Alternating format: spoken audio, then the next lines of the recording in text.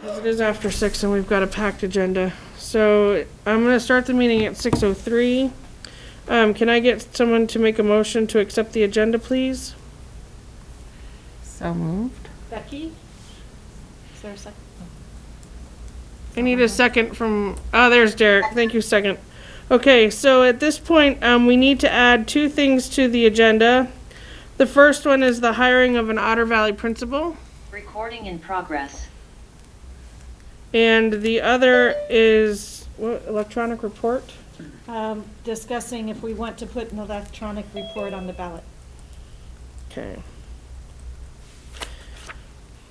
Who else was that? Anybody? No. Okay. Okay. All of those in favor of the agenda, please signify by saying aye. Or raising your hand at me. Aye. Okay. Is anybody saying no? Aye. Okay. Looks like we have an agenda. Thank you for that. Communications with parents, citizens, and staff. I have not received any let's talk in regard to the board. Have you? No. Okay. Anybody here to talk to the board? Don't think so. Okay. So we're going to move to consent agenda. I would like to pull off the minutes. Is there anything anybody else would like to pull off at this point? Hearing none, we'll go ahead and do the consent agenda for items B through G. Can I get someone to make a motion, please? Derek's. Thank you. Thank you. All those in favor of the consent agenda, please signify by saying aye. Aye. Or raising your hand at Can me. we pull something from the consent agenda? Sorry, my mic was off. No, we've already gone past that, I'm sorry. We've already pulled minutes off. Okay, well, I have a question about something on it.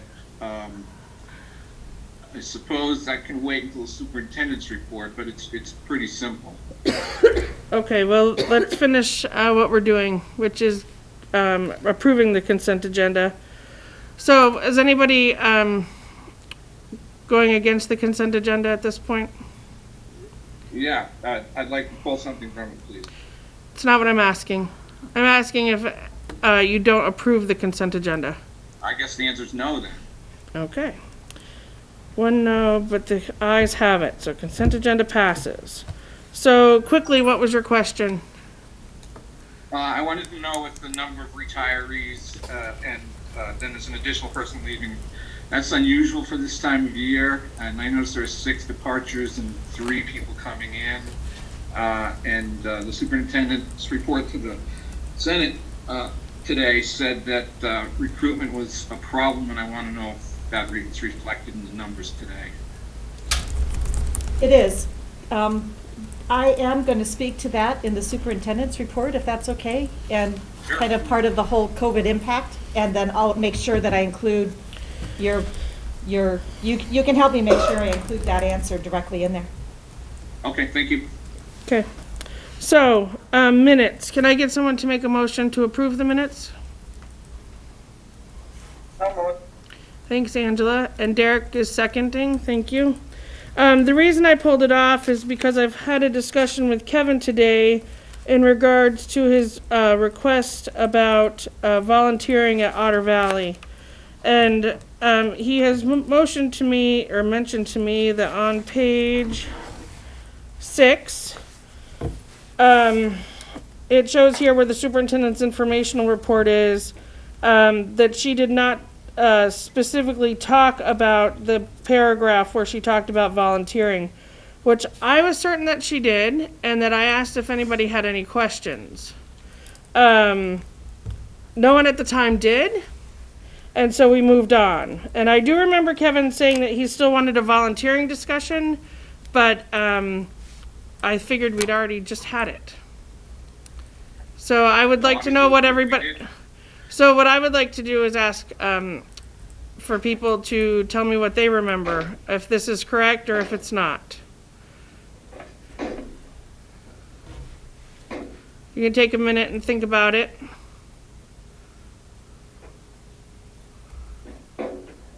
Derek? My recollection on that topic was that we were going to revisit the question. There Okay, wasn't time to address it at that meeting, and that we were going to take it up at a future meeting. anybody else? I thought we decided that it wasn't relevant because I can't remember what the reasoning was, but we had a discussion about it and we decided that it wasn't a problem. No, that was about me. Wait a minute, wait, stop. Heavy equipment. First of all, everyone should be directing, if they want to talk, they need to raise their hand so that I can call on you, so that you can actually have the board floor. So, So, Lori, yes. can you fill us back in without having to read all the minutes again? I recall having a discussion that we talked about volunteering and then we did talk about Kevin volunteering, and we decided that it wasn't an issue and that we just moved on and said Okay. it was a null point. So, Angela, I don't think we need to pull it back up again. so that is not actually what discussion was about. That was an earlier discussion. This discussion revolves around, Kevin had emailed me and asked me to put an agenda item on regarding volunteering opportunities at the high school. I asked him specifically what he was looking for, and I emailed him back and said that I would ask Jean to include it in her superintendent's report to give background, and that at that time, if there needed to be a discussion, there would be. So, at last meeting, during her superintendent's report, I believe that Jean did speak to the volunteering. Maybe she didn't go into depth, I don't recall. It's written in the report. That's true, it's written in the report. And I asked people if they had any questions. No one had any questions. So we moved on, and at that point, Kevin made his statement that he still wanted to have a volunteering discussion. Since no one had questions, I didn't go back and revisit it. And that's all I'm trying to do, is make sure that we are all on the same page. That sounds like what we did. So if it didn't cover what Kevin wanted covered, then we'll have to put it on again at another meeting, I guess. Well, I guess what I want to know, okay. So then we will have to do that at a different meeting, because tonight we do have a lot to cover. So, so are we leaving the minutes as they stand, or do we need to make an amendment to them? I just want to make sure that they're clear, that's all. I've got my hand raised. Oh, I'm sorry, I can't see that far away. I'll try to monitor better. Go ahead, Kevin. Okay, so I'm quoting from the minutes. This is page 6 of 7 of the December 1st minutes. Kevin Thornton noted that he would like to have a volunteering discussion. Ms. Collins advised information on this subject was provided in the superintendent's report. We didn't have any discussion. We didn't have any questions. We didn't have any time. This was very, very late in the meeting. And the reason that it says in the record that Kevin Thornton knew he would like to have a volunteering discussion is because I specifically raised the point that it hadn't been discussed, and I wanted to discuss it. Angela's talking about an entirely different conversation. That was about whether I could volunteer to help with the heavy equipment course and not cause problems on the board. That's an entirely different discussion on a different evening. Which I alluded to, yes, that's true. So what I would, I see Natalie's hand up. go ahead, Natalie.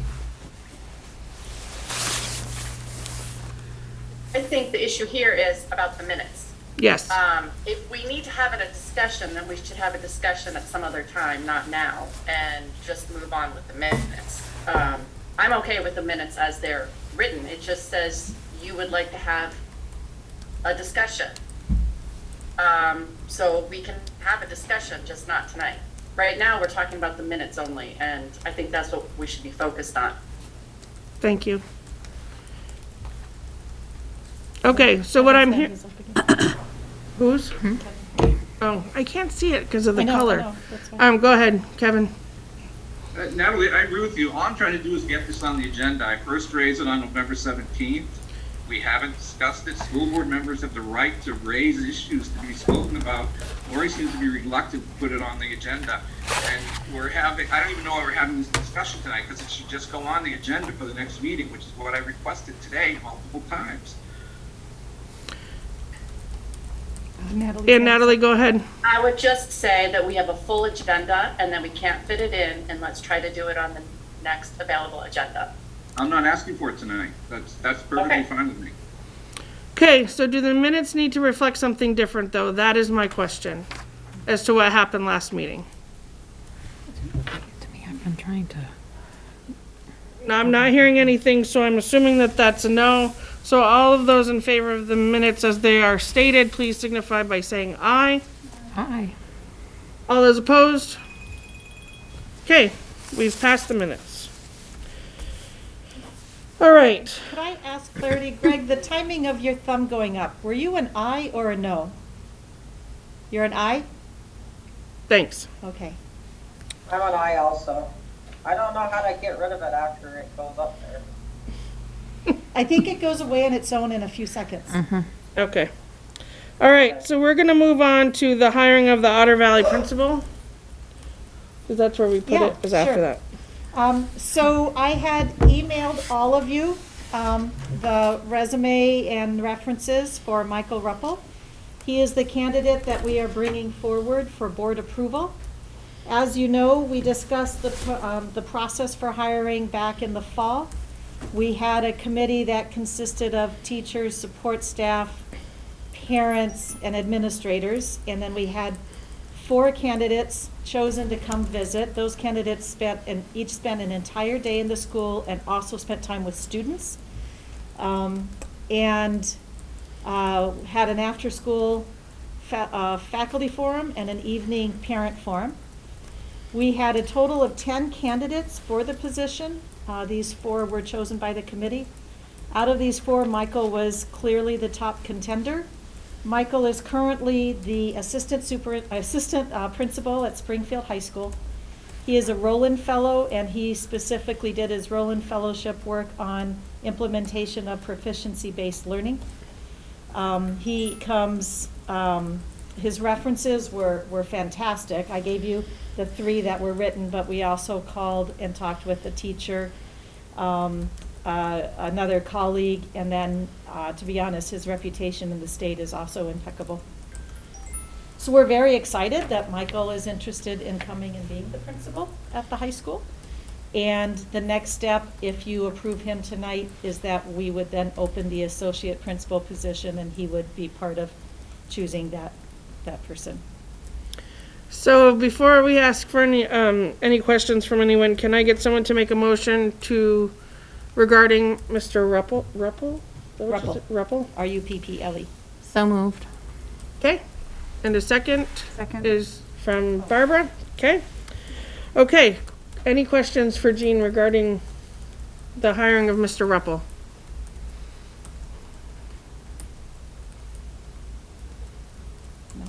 No, I'm not hearing any. Kevin has his hand up.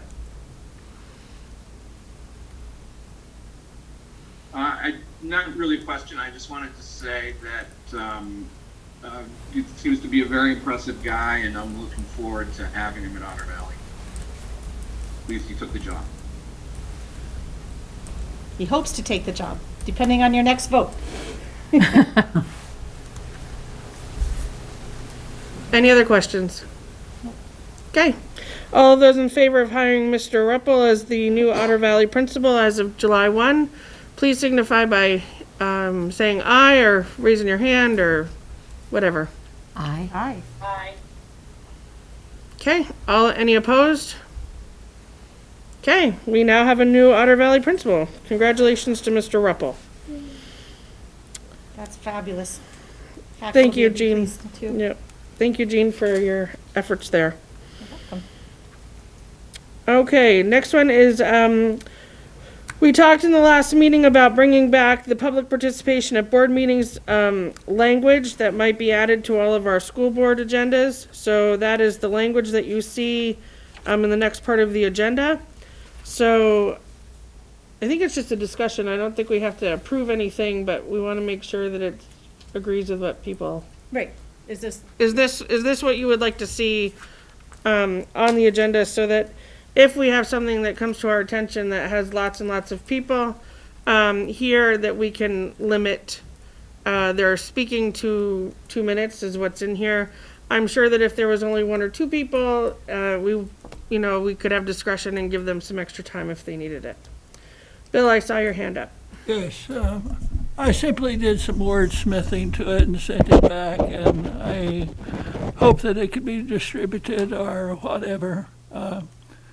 Nothing particularly sacred about it, just trying to work with the flow of things. The one thing that I didn't notice that would be of interest is that, do we have a agenda setting process that's written down?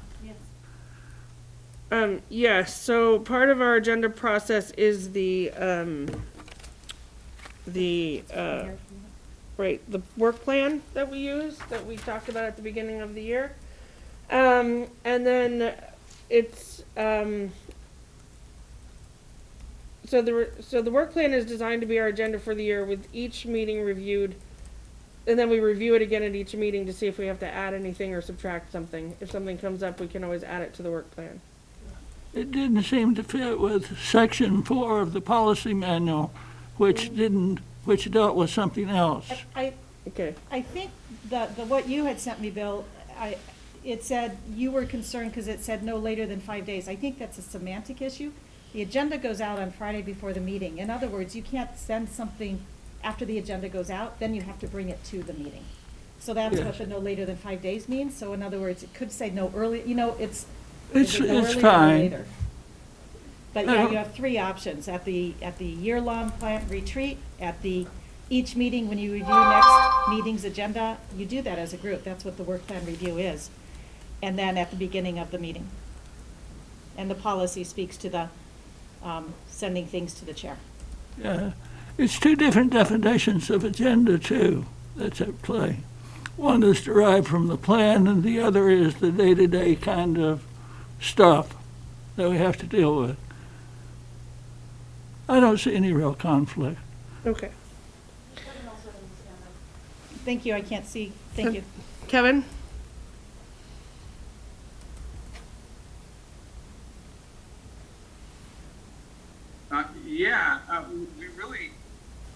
We really haven't had much of a process going over this. That we got this at the very last second last time. It's not included in the supplemental documents for today. It's included on the agenda, Kevin. Yeah, well, here's the problem with it, that this is clearly the VSBA reacting to what happens in Virginia. We haven't had any problems like that. I mean, the most contentious meeting we had was the one where a number of people were there because they were angry with me, and they, spoke at great length. And I'm fine with that. I could take it, and it was important to hear their beliefs, and they had strong opinions, and it was important to hear them.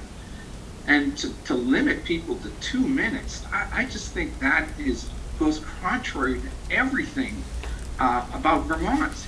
That we have this proud tradition of town meetings. We have many public meetings and private groups where people are used to talking. We have people take they take the time on a winter's night to come to a school board meeting. To limit them to 2 minutes to say everything they need to say is absurd. And we routinely get 40 and 45-minute presentations from the administration. We should have time for our citizens, even if they're mad at us and even if they're disagreeable in their comments. I'm the only one who's been through it, and I can tell you I survived, and it's perfectly fine. People have the right to talk. They need time to develop their ideas. People who are not used to speaking, will take them a minute just to say, I'm a concerned mom, I have a 3rd grader. By the time they're through kind of introducing themselves, half their time would be gone. So I think this is a dangerous idea. I think it's anti-democratic. I think it's antithetical to the traditions of Vermont. And I really find it alarming that we don't have the time for our own citizens in the meetings. And if 55 people show up and they each want to take 10 minutes and the meeting takes half the night, that's part of the job. That's what we signed up for. We need to listen to our constituents. We need to listen to people who care. And we need to give them the time they need. If we start to have a problem where people show up and the meetings take 6 hours and nothing gets accomplished, then maybe we can reconsider something like this. But nothing like this has happened. This is a panic reaction on the part of the VSBA about what happened in Virginia, and they should be ashamed of themselves. We should vote against it. So you have a hand You from said Derek. and then Bill. And I just want to comment that, and then Becky. I just want to comment that for the people on the camera, unless you actually raise the virtual hand, you might not be on my screen where I see you. Derek, I did see you, but if somebody else wants to speak, I only see 4 of you, so you'd have to raise the virtual hand. So I see Derek, then Bill, then Becky, if that helps. Okay, so Derek, you're next.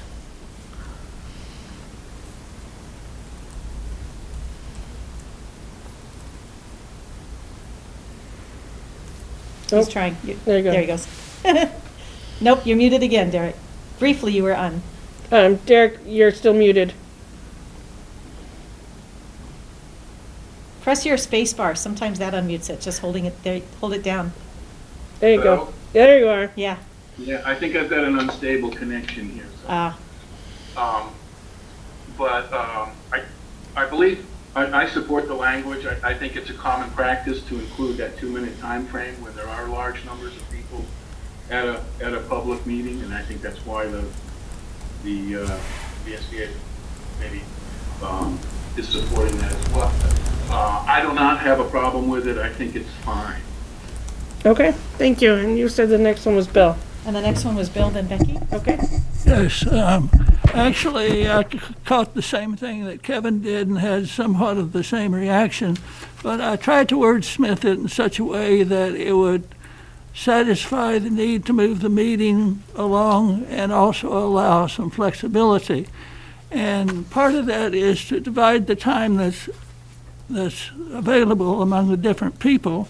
There's also the first item on any agenda is, do you have any changes to the agenda for the night? And if there were 55 people that showed up, then you'd make the change right there on the spot. And I also mentioned that we often have special meetings for topics that are of special interest, so that would give that same kind of thing. And I was trying in my wordsmithing to make it more approachable to people and to the citizenry. And Becky. I just wanted to say thank you for having it. I feel like often people are confused when they come, and there hasn't ever been anything that says, here's the process. So for a long time, I've wished that there has been, something that people can hear, because it can be confusing to come to a meeting and not have anything and not understand like why you can't talk longer or what the process is or why we're not even doing anything about it, that they're coming to tell us something and why aren't we doing anything about it. So for that reason alone, I like that it's there. And I think even without wordsmithing it, Bill, as I read it, and I feel like I am somebody who I can read something and often think about it from a younger brain because of where I work. And to me, it pretty clearly, and I don't feel like it's rude, says if there are multiple comments, it will be limited. But it doesn't say necessarily that it would be if there wasn't the 55 people. So I think that's where it feels okay to me about that, because it says if there are multiple comments, each person will be limited.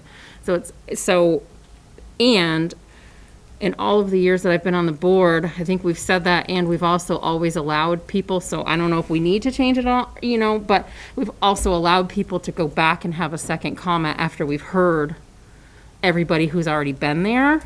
So maybe if we added something that said, after your time, you'd be able to have, just like board members, right? Everybody gets heard, and then if somebody else has something to say, they have another time to do that.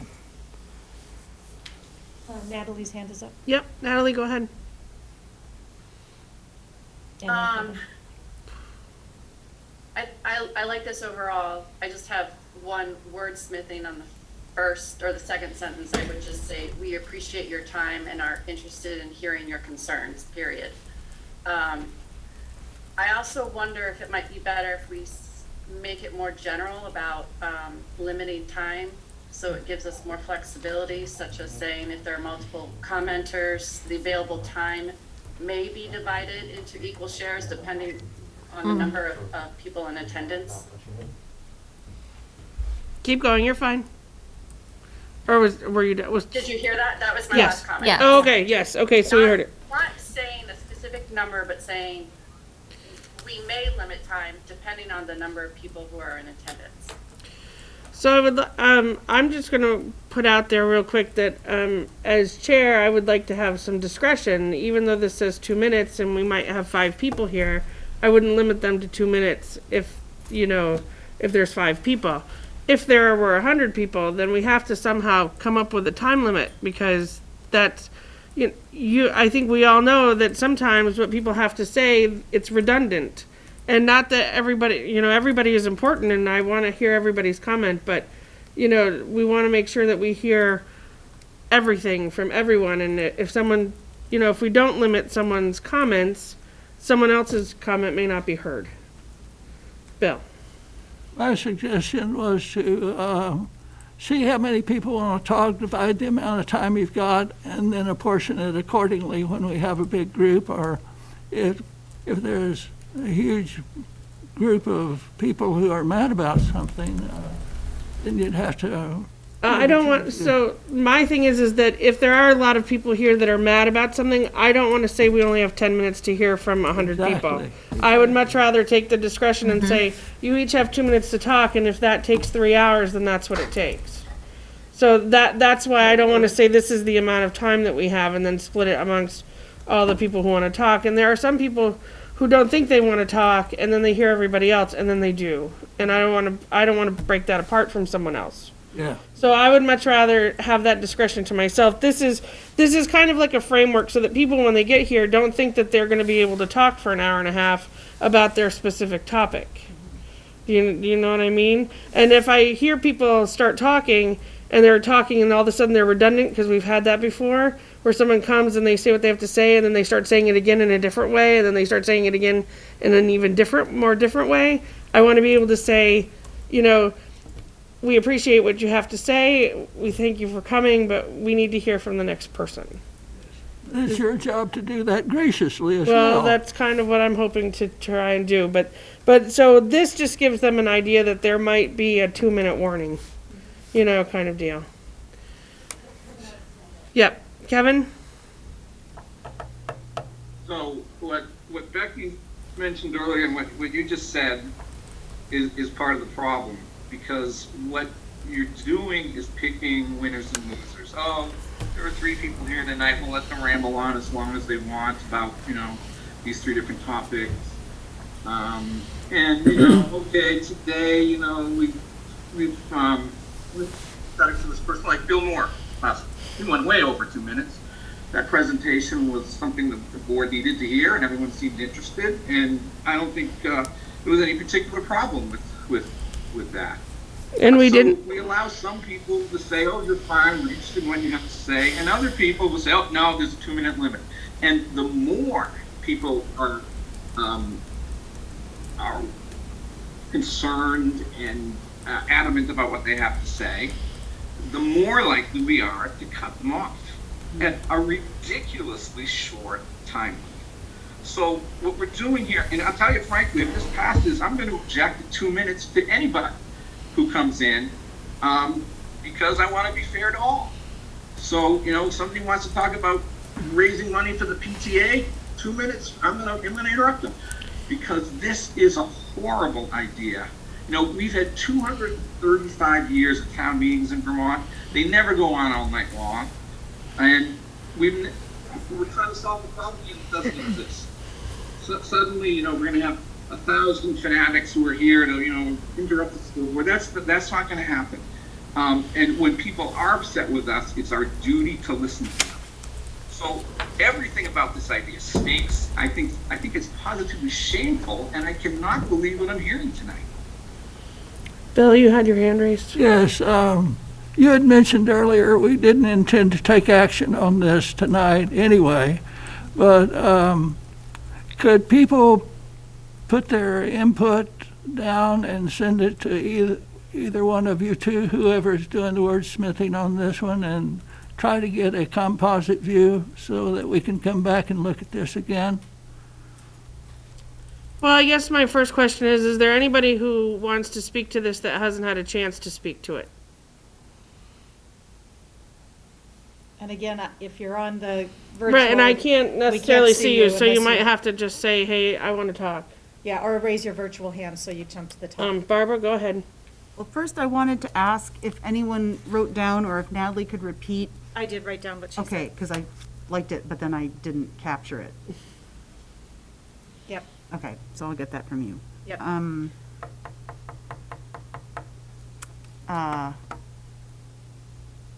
Well.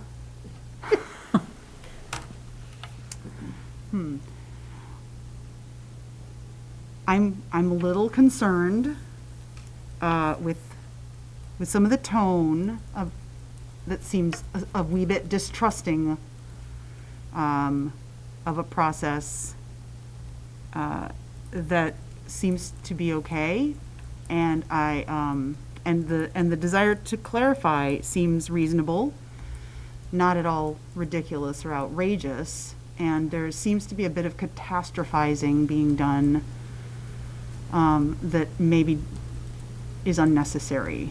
That I think that some of the rhetoric is casting us as potential villains in some sort of hypothetical debate where that isn't at all the intention, and it seems a little scurrilous to suggest or hint that it would be. I think we have historically been very open to hearing input. We certainly haven't made a practice of cutting people off and not wanting to hear them. So I don't think that's what this is meant to do. I don't think that's the intention. I certainly think we have the right intentions in mind, and we hope that future board members also have the right intentions in mind of hearing our constituents and responding to their concerns. But in the interest of having meetings have some sort of framework, it's not a bad idea to have certain guidelines that you present when people come and wish to speak. It's not meant to be punitive, it's not meant to be arbitrary, but it is meant to be a tool that you can utilize as chair. And I think that that's reasonable and fair, and yeah. And so I support it, and I would wish that we could tone down a little bit of the heated rhetoric.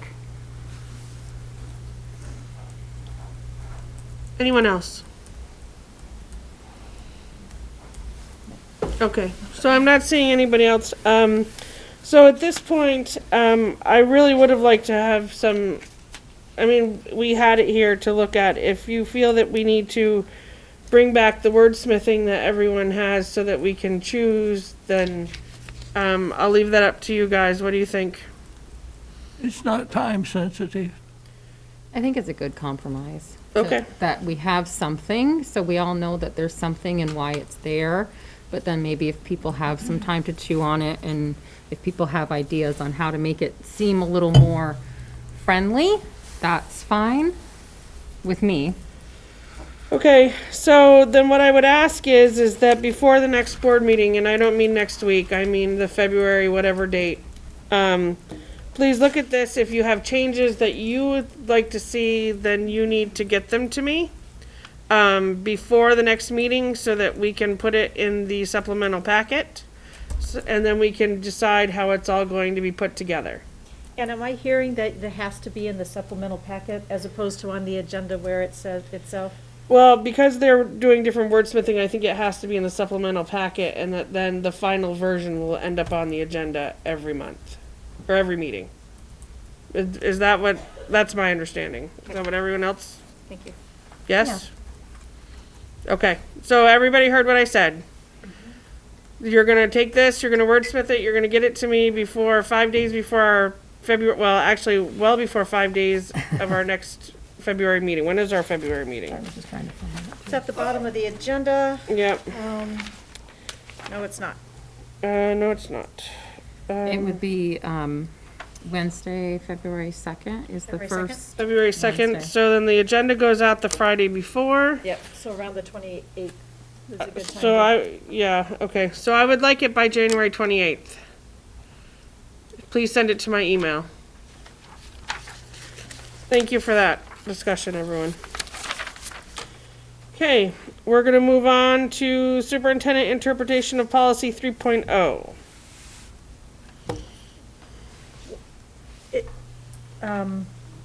Help me, you saw the superintendent interpretation before, correct? No, they have not. Only the RNESU board has seen it, and so Three has Barstow. boards, so. They should have had it in their supplemental packet, but they have not seen it before tonight. Okay, just a second. The RNESU board saw it. Thank you. Yep. I'm pulling it up on the supplemental packet. Don't want that one. Oh, okay. I will share it. So, that's right, this board asked for it, but the other board saw it first.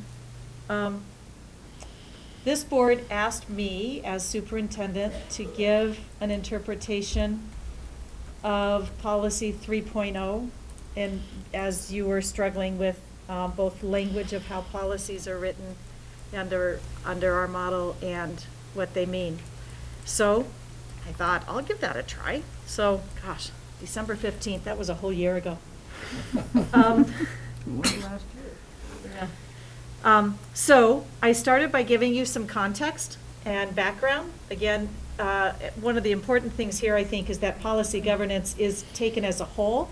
So I chose to do all of 3.0 because even though you're doing one section at a time, I think some of the conversation I've heard in this board is you get stuck on the fact of not realizing what's in the other sections. And so that's why I did this whole section as a whole.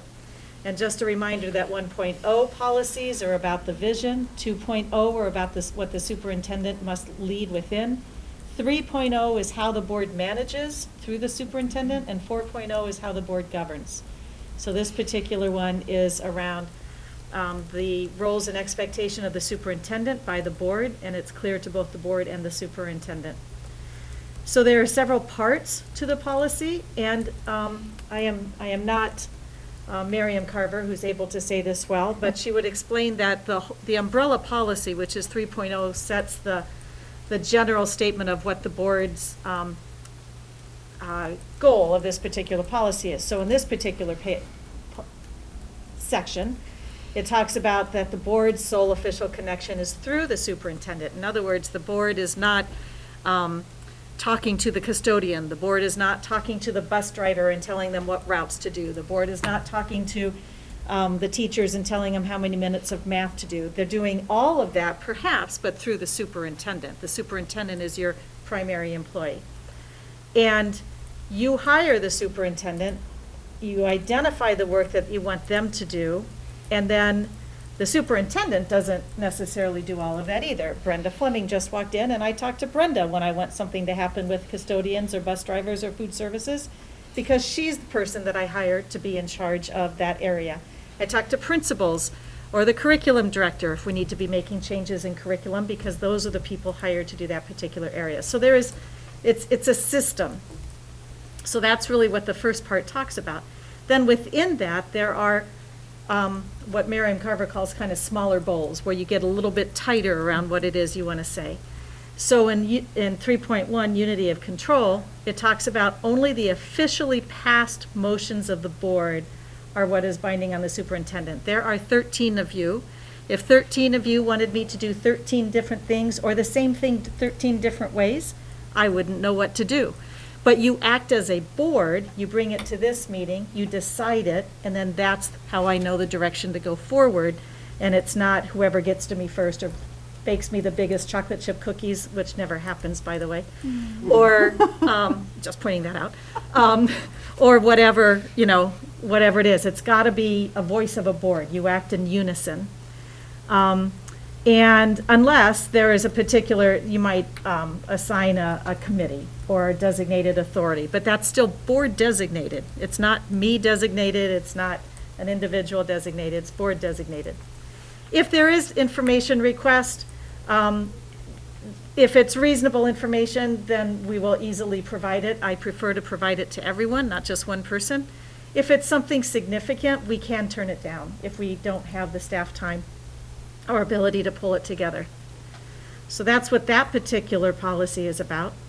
The accountability of the superintendent is, again, because you work through the superintendent is then accountable. If you were to walk around the superintendent and give directions to Brenda about how she's going to invest the money, and the superintendent, you went directly to the finance manager and said that, then the superintendent is no longer accountable. I've worked for a board who decided to actually cut a position from the budget, and then after the budget passed, they put the position back. And superintendent should no longer be responsible for the fact that that board was now over by $100,000 of a position that they had cut and then put back. So for the system to work, you have to work the system. You would not formally or informally evaluate any staff other than the superintendent, but you expect that the superintendent would be doing that. You then would evaluate the superintendent based upon those identified ends and what you've already defined as what the superintendent should be doing. So that's what that section's about. Delegation to the superintendent, 3.3. You use your policies that prescribe the ends that you want to have achieved, the outcomes, and also the things that you don't want to have happen, and that's why it's written in the negative. So the superintendent can do something within this box that you have defined through your policies. But these policies are your policies, and they're as broad or as defined as you need them to be as a board, depending on, when you read the monitoring reports, it might be a reasonable interpretation, but is it what you really meant to say? And if not, then you make them tighter. Those are your policies. These policies give the latitude that the superintendent can use in operations. And as long as the superintendent is using a reasonable interpretation, then the superintendent can make the decisions within and take those actions within those policies. A good example here is that as COVID began, and actually as it's happening today, there are things changing on an hourly basis in the world of COVID and school leadership.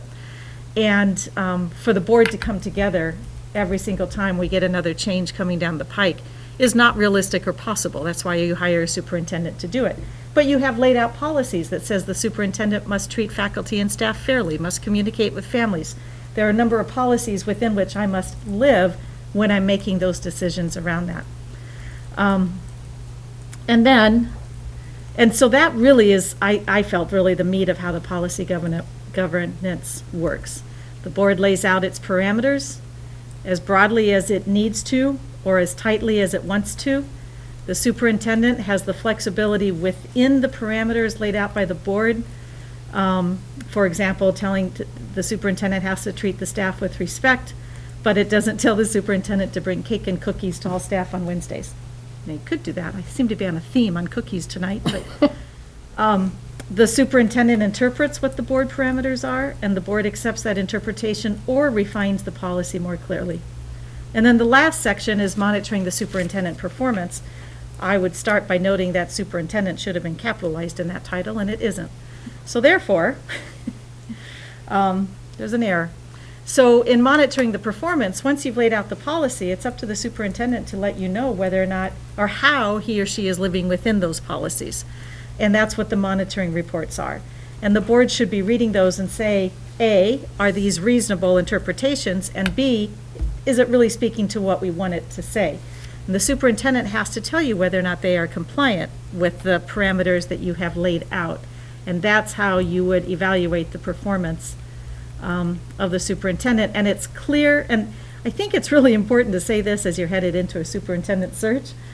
What this does is make it really clear to the board and the superintendent who does what, that's going to be important to anybody who is looking to work for you after June 30th. So this is a way of ensuring that roles and responsibilities are clear.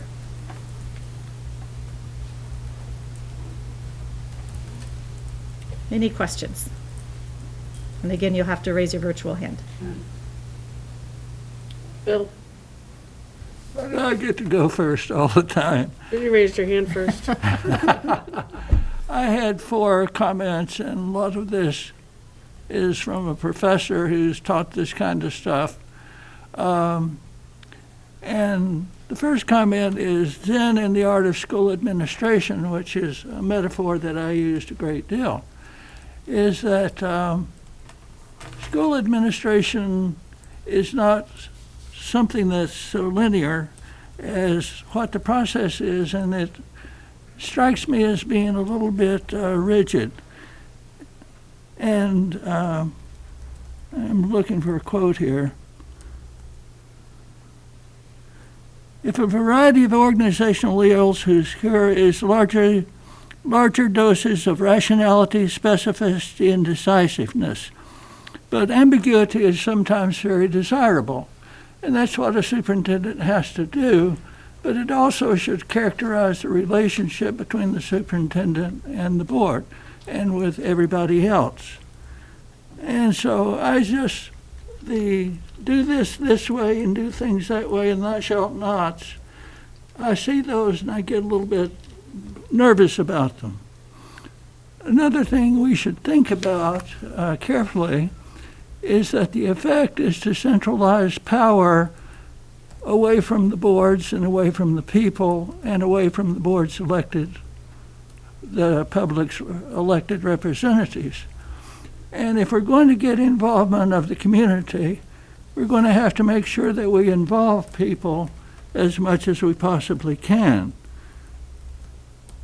And the next thing that I'd put a point on is any reasonable interpretation. That's in the 3rd area.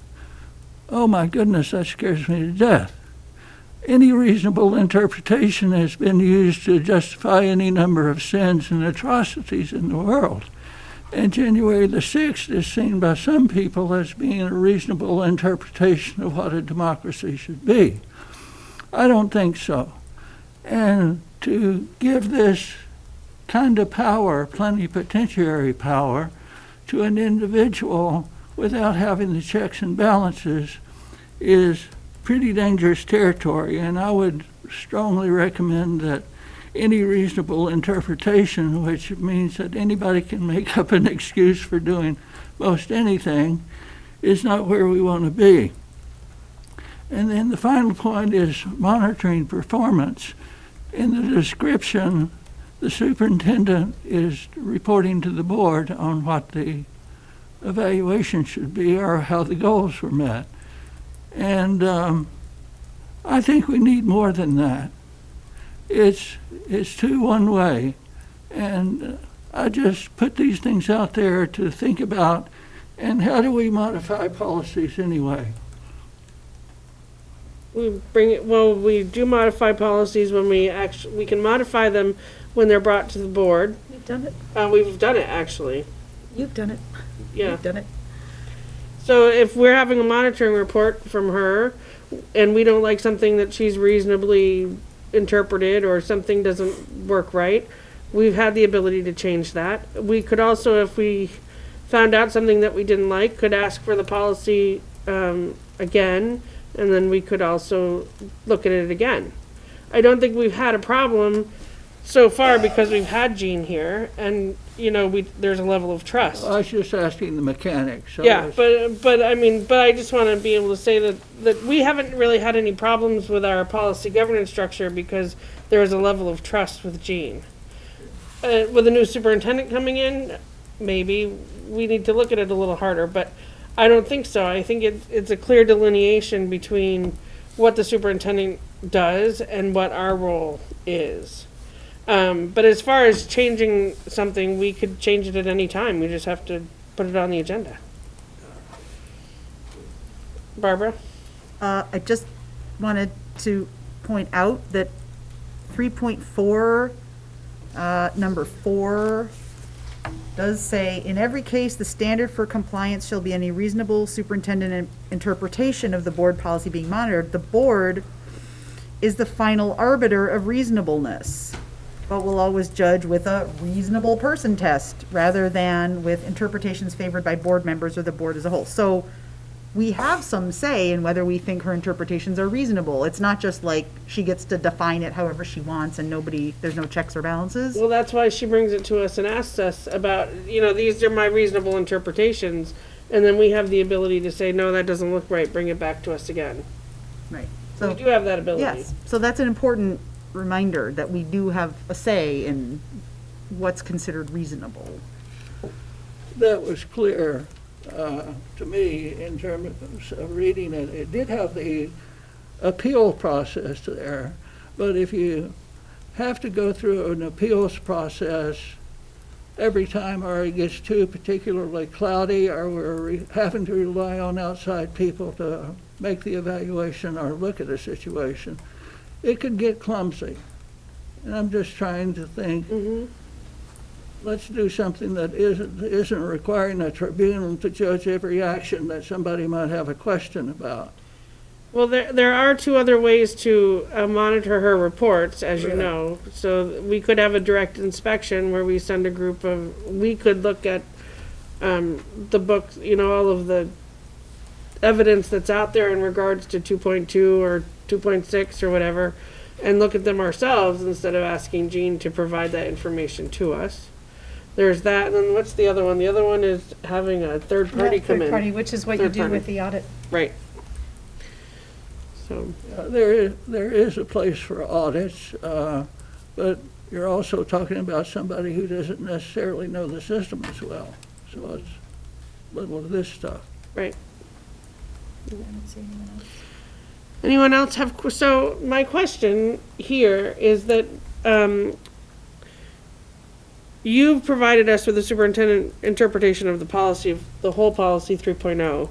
So at this point, for our monitoring reports 3.3 and 3.4, which we've postponed, is this something that we can approve and say that we, do we approve your 3.0 and say that we agree? Yeah, can you own it?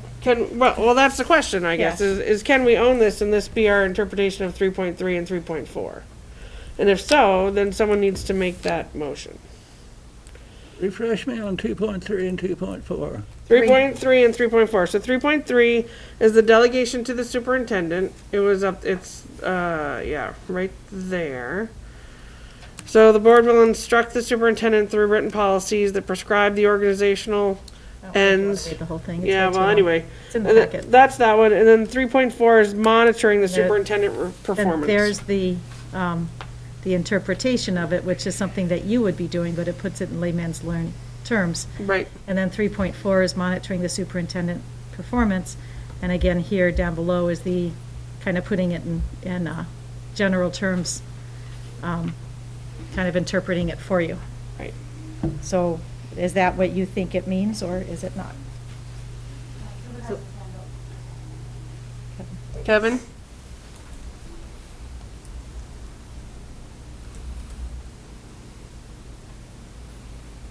Thanks. I want to reiterate what Bill said, and really the salient point for me is when he talked about the centralization of power. We really need to understand what we're doing with that.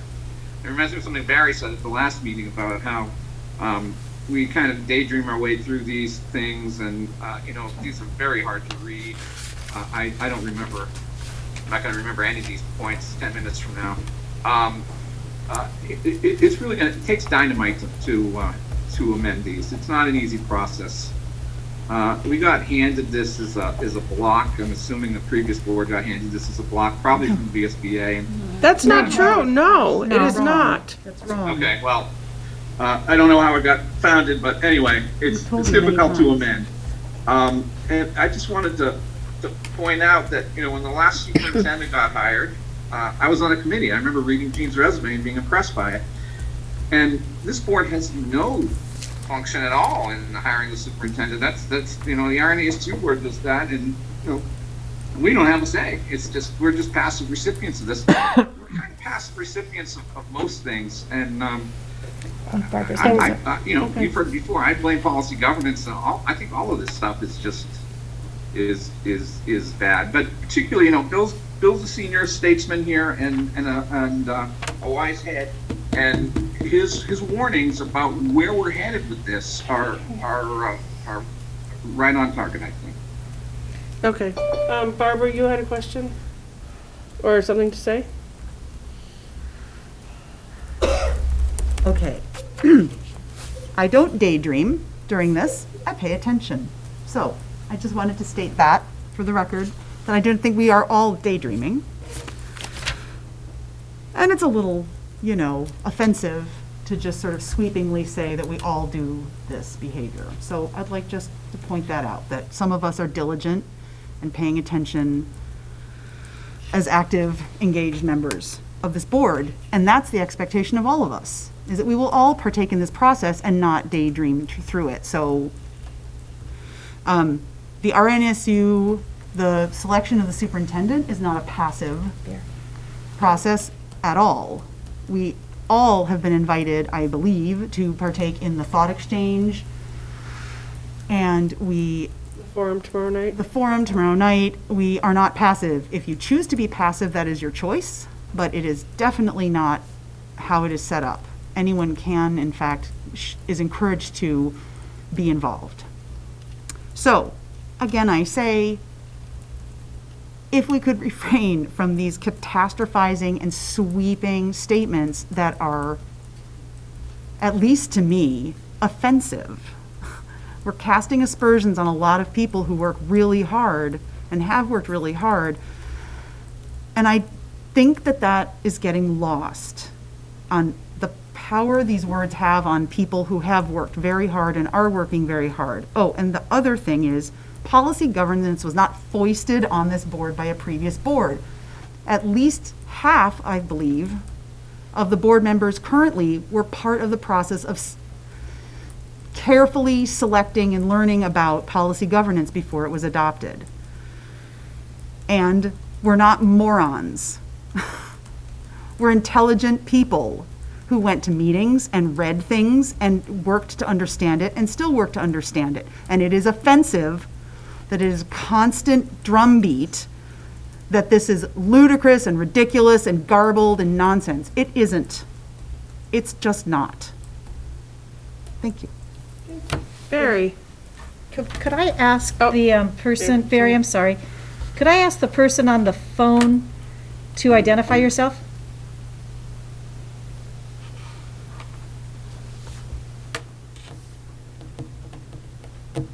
The person at 1501, could you please identify yourself?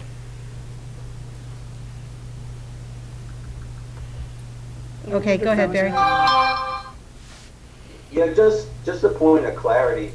I never made a comment about us daydreaming through our policies, nor would I ever make a comment like that. The comment I made at the last meeting was just a personal observation that I felt as though these particular policies focus more on monitoring than on driving behaviors. That was all. It was just an innocent comment I made along those lines. I'm 100% in favor of the policy as interpreted by Jean and as we've utilized them from the day they were conceived. Thanks, Barry.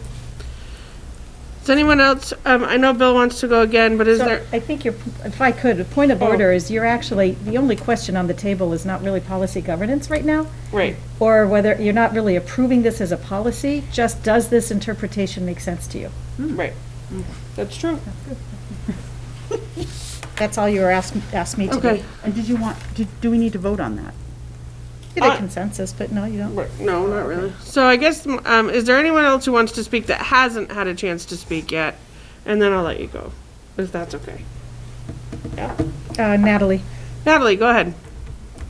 I just want to say that I've worked with policy governance for a while and that I support it, and I don't see that it's an impossible task to change things. There is a process that you need to go through, but I think it works and I don't have an issue with it. Thanks, Natalie. Bill? Um, Oh. Eric just raised his hand. Oh, okay. Well, I already called on Bill. Derek, you're next. Sorry. I'll be quick. I would hope that we would be careful about making personal remarks or what can be, or taking umbrage at what appears to be a personal remark. Either way, I put out these ideas of my evaluation of it to be looked at in terms of the merits of whether these ideas make sense or not. Policy governance and anything else should evolve as it will.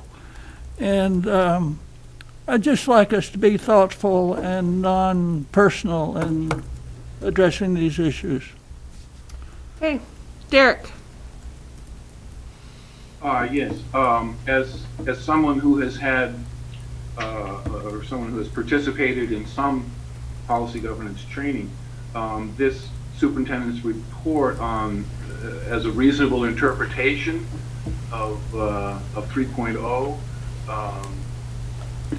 does make sense to me, and I think it is helpful in clarifying for folks who may have a limited knowledge of policy governance. So I'm glad you did this, and I support it. I think it makes sense. Oh, thank you. Okay. So, at this time, we don't have to do you're saying that we don't have to do anything with I did this at your request. I just Okay. want to point out that I wasn't doing this for fun. I did this at your request. Right. Can I say one thing? Well, before you do Thank you. that, I yeah. can't say Oh, yeah, sure, you can say that. So I guess my question, though, is that as far as a monitoring report for 3.3 and 3.4, we still need to do that. Would that be true? No, I'd say that it sounds to me like you think the interpretation is fine, and so it's time to move on to the four policies. Okay.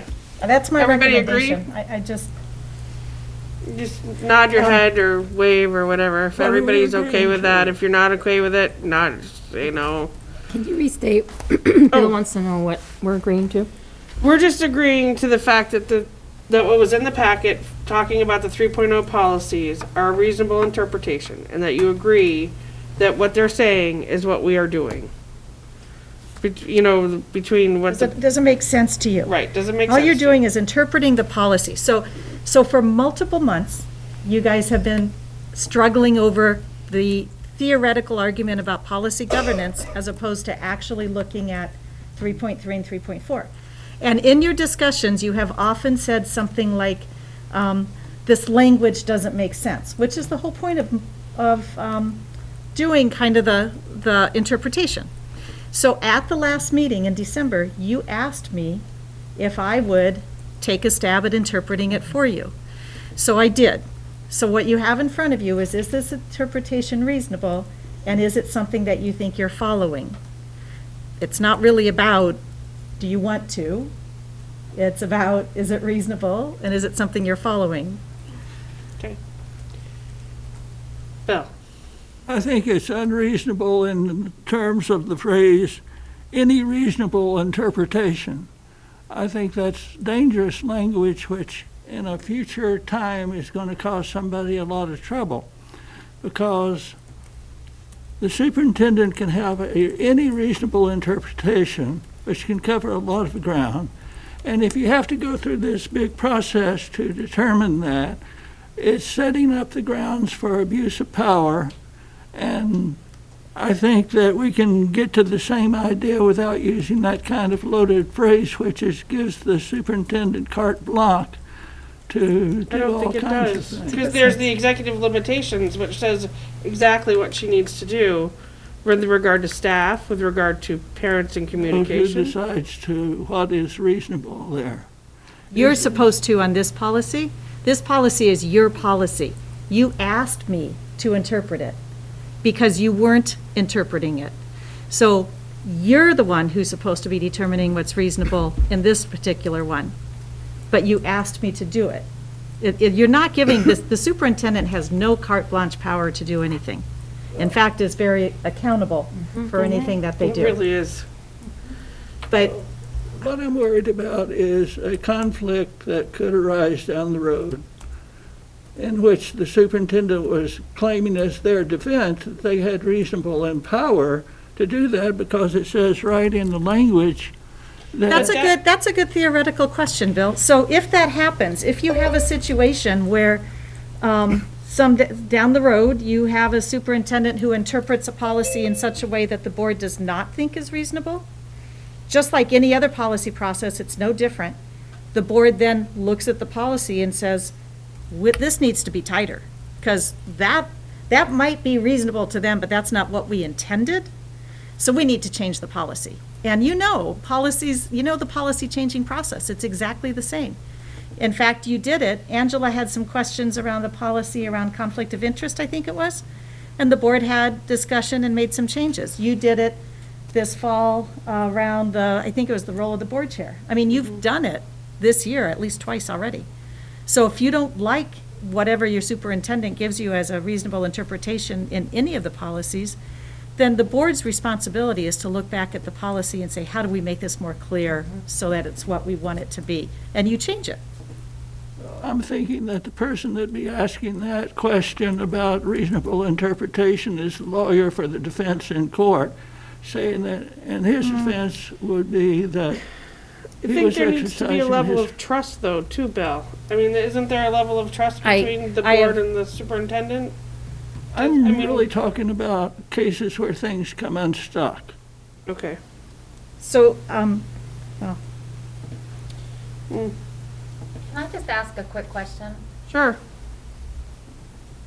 In examples where cases become unstuck, as you said, Bill, how would they be handled in a different environment? How would they what? How would that be handled any differently in a different governance style? Well, my point is that it gives a person who may be doing something improper or something a rationale or a defense to justify the action. But don't they still have that in any other governance style? They're still going to have a rationale to justify their actions. I don't think so, but we're talking theory. Okay, so I'm going to pull us back because we've got a couple of people who have questions. Derek, I saw your hand up, and then Kevin. No, I just wanted to say that there is a check and balance system. We've talked about it. It's part of understanding policy governance, that's all. Okay. Kevin? I think Barry might have had his hand up before me. oh, yeah. Barry, is your hand up? I'm Yeah, it's sorry, I hard to can't see even when see. you're All right, well then saying no. Barry. Oh, saying no. he's saying no, so go ahead. Okay, I just had a quick clarifying question for Jean. The 3.0 says the board's sole official connection to the operational organization will be through the superintendent of schools. But as we all know, living in the towns we live in, that there are unofficial connections as well. And I just want to be clear that when someone, I know numerous people who work for the schools and see them casually or on the street or in the supermarket or whatever. And if I say to them, you look tired, sometimes I hear that I'm exhausted because of COVID in the schools and there's this problem and there's that problem. Now, people never lean on me to say, the school board should do this, that, and the other, and you can tell the superintendent this, that, but they tell me these stories on occasion, probably once a month I hear something like this, and just the organic nature of a casual conversation, and I just want it on the record that happens and it's okay. I agree. Nothing in this policy says you don't listen to other people. It says you don't give them direction. So you don't tell that person that they now need to go back and do X, Y, and Z, and that you have just become their supervisor. But nothing says that you stop. I mean, you're supposed to be listening to folks. And if you hear it, Becky heard something and she immediately called me and it was pretty egregious. So she immediately called me and said, I heard this and I took it over from there. Becky didn't tell the person what to do. Right, I did nothing else after. There's nothing that says you don't listen to your constituents. Of course you do, and of course you have relationships because you're all part of the community. That's This does not prevent that. But you can't fix it yourself for that person. You need to direct them back to their supervisor. Or bring Which is forward. what Or that is bring it actually forward to saying. the superintendent. Yeah. Which is what that's saying. Yes. Yeah. Okay. So I'm seeing that most people are in agreement with this policy. Would that be true? Shake your head, nod your head, shake your head no. Give me an idea of what's going on here. Okay. Okay, looks good. Thank you. We're not agreeing with the policy, we're agreeing with. Right. That we get a reasonable interpretation of it, is that correct? That's correct. Okay. Good clarification. Okay, we're moving on to budget and warning, review and discussion. And we need to note that we must approve the warning and the budget by January 17th, which means that we will probably do that at next board meeting, but I'm going to turn it over to Brenda for any updates since our last meeting. Brenda, is there anything that I should be sharing? Yes. Did you send it to me? I did. Okay. If you could pull up the PowerPoint, that would be great. I would love to. I just have to find it. You mean the original PowerPoint? No. Okay, new one There's a tonight? new one. I just shared it with you today, like before I got in the car and drove here. See it, I see it. To be clear, today.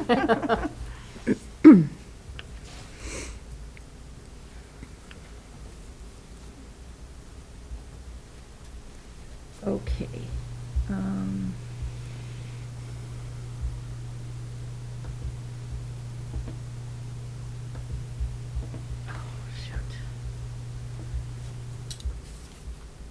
Hey, Jean, can I interrupt for 1 second? Sure. Yeah, The phone number before was Mike Luskin, just to let you know, and he's trying to get back in, or he was. he is back in. The phone number is back in I should anyway. be back in now. Thank you. There's Mike Lifkin. Hello, Mike Lifkin. And when I was trying to get identified, I tried to do the right thing and pull over the side of the road, and I got pulled over because of that. Oh, sorry. So just a hint, if you know that you're going to be joining by phone, if you let me know in advance, then, because, that would Yeah, be, I didn't know I was going to be done as soon as I was, so. yeah, it's okay. I would have, yeah. Welcome, Mike. Sorry. Did he get a ticket? Not doing his civic duty. Okay, there you go, Brenda. Okay, so I just wanted to kind of go over a little bit of I should have changed the slide from environment to budget. We started with this, we did the first draft on December 1st, and there were a lot of holes, and there are still a few holes, but I wanted to go over the holes that have been filled. So just to give you an update, deep. Yeah, right? So just a reminder of the changes. There's nothing new here. This is the same thing that we talked about last time. So this draft has no changes to our proposed programs and services, our proposed staffing, any of those things. And in the red, if you focus on red, that's where the differences are. And am I yelling? Because I hate No, talking through you're this. good. Okay, thank you. So if I'm yelling, I'm sorry. So down under Otter Valley, we are still waiting for vocational education and equalized pupils, which is a big drag. The assessments, however, are reflected in here because we have a policy that states it's based on equalized pupils as of December 31st. A couple of other things we just wanted to draw your attention to. Again, there's no changes, but we had a note out there that we were waiting for the arbitration decision on the statewide health bargaining, and that has come in, and there's no changes to our budget for it. The benefits that are determined under that program were what we had already budgeted, so there's no effect of that. So this was the holes that existed when we left in December 1st. So I just wanted to give you an update of where they are. The revenues are completed. They will not change again. Excuse me just a second. Whitney, could you minimize the people on the screen, and just so we can see the red underneath? Thank you. Thank you. So the revenues are done. They're completed. They will not change. I did not for the second year in a row. Forget the surplus of 460,000. Barry, thank you. And then the other biggest significant revenue we have is tuition students from Barstow, Rutland Town, and Rochester that attend Otter Valley. So those things are included. Vocational education. Generally, we receive this information mid-December to the end of December, and it's usually pretty easy. The state, the Agency of Education compiles it. Vocational education is paid based on an assessment, based on the last 6-semester enrollment, an average of it. Their draft was sent out in December, late December, over Christmas week, and they realized that for every district in the state, the last 2 semesters had the exact same numbers. So the person who used to do vocational education is no longer at the agency, and a new person is trying to figure out what the problem is. So I am not certain what the numbers are, but they're not going to be drastically different than what I'm using. So that has been completed. In regards to the rates, we sent to 2 tech centers, Stafford and Hannaford, and the rates are updated, and the FTEs, they're close. Rutland Northeast assessments, again, are done.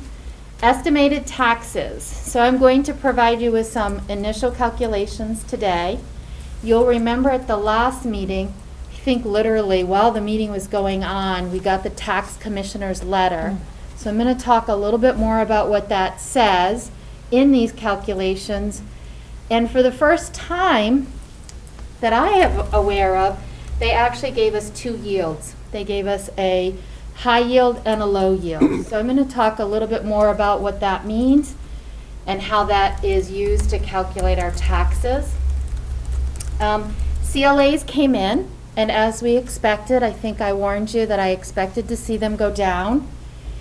They went down anywhere from, I think Goshen went down 0.83, so probably no property sold in Goshen, or only 1. And Whiting went down the most, about 13%, 12.5%. So on average, our town saw a decline of 6.5% in their CLAs. And so what that means is that's a 6.5% increase in tax rates. They're additive. Equalized pupils, yikes. That has taken a lot of time this week and the week that the agency sent them out. They, again, due to understaffing, were really late in sending them out. They came out, I think December 15th, and immediately we noticed we were down far more students than we should be. Alexis and I have been working with school secretaries and Shar, our registrar, who is fabulous, and we have resubmitted our data and relocated 63 students. So that's significant. The initial equalized pupils had us going down, not even 63, but we did find the 63 students. So to be conservative, as I always am, I did reduce the number 3.5%, but I expect it will be level when equalized pupils are finalized. I do want to caution you, I know the agency, they replied today that they will run a new report next Monday. But the last year's equalized pupils did not get finalized until May. So whatever Monday's report runs is the one we have to run with. And I don't know what else to do on that. Charlene, can you make sure that we note that statement, that whatever Monday's report is, we have to use it? Because we actually have a policy that speaks to 1231, but they didn't have anything on 1231, so that's what I want to capture. Oh, no, they did. I used the 1231. Okay, thank you. But for the rest of the budget, for us, I would have to use what they did. Okay, thank you. Thank you. Assessments, I did use the 1231. And you were down and Barstow was down. So the reality is assessments are, the pie. How is it cut? What piece goes to Otter Valley and what piece goes to Barstow? So it did not change drastically, like less than 1% shift between the two. So even though the equalized pupil numbers are not perfect in December, they were both down. The shift isn't going to be enough to really make any difference. And vocational education, I think I told you I'm still waiting on because the agency knows the number's wrong. So I'm going to pass these out for those that are here. If you take one and let me, I can't lift my fingers because I have a mask on. So good news and bad news, and I hope everyone can see this. People on screen can see it easier than we can. Yeah, maybe, that's why I'm giving you a paper copy. Yeah, thanks. So make sure you're looking at the one where in the corner it says the lowest yield. See where it says on the red, lowest yield excludes the 90 million? I want to talk a little bit about that.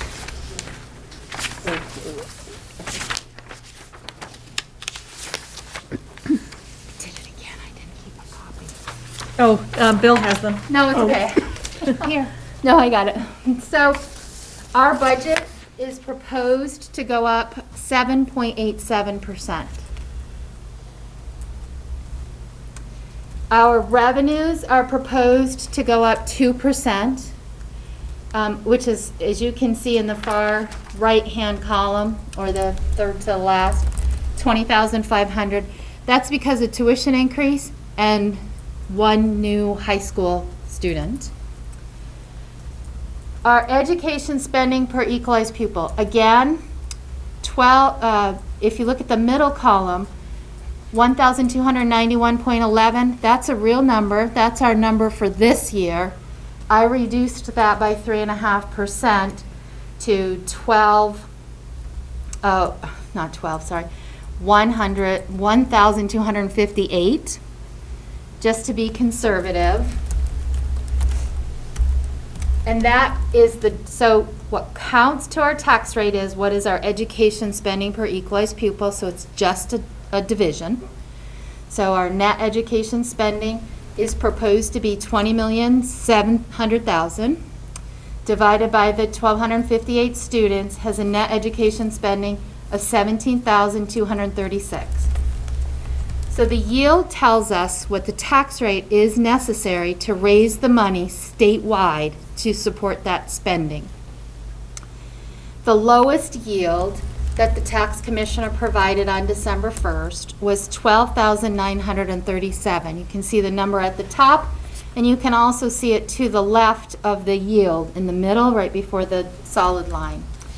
What that means is, of the $17,236, the first $12,937 gives us $1 tax rate. Any percentage above that $12,937 is additional pennies on the tax rate. So $17,236, our proposed spending per equalized pupil is 133% over that $12,937 yield.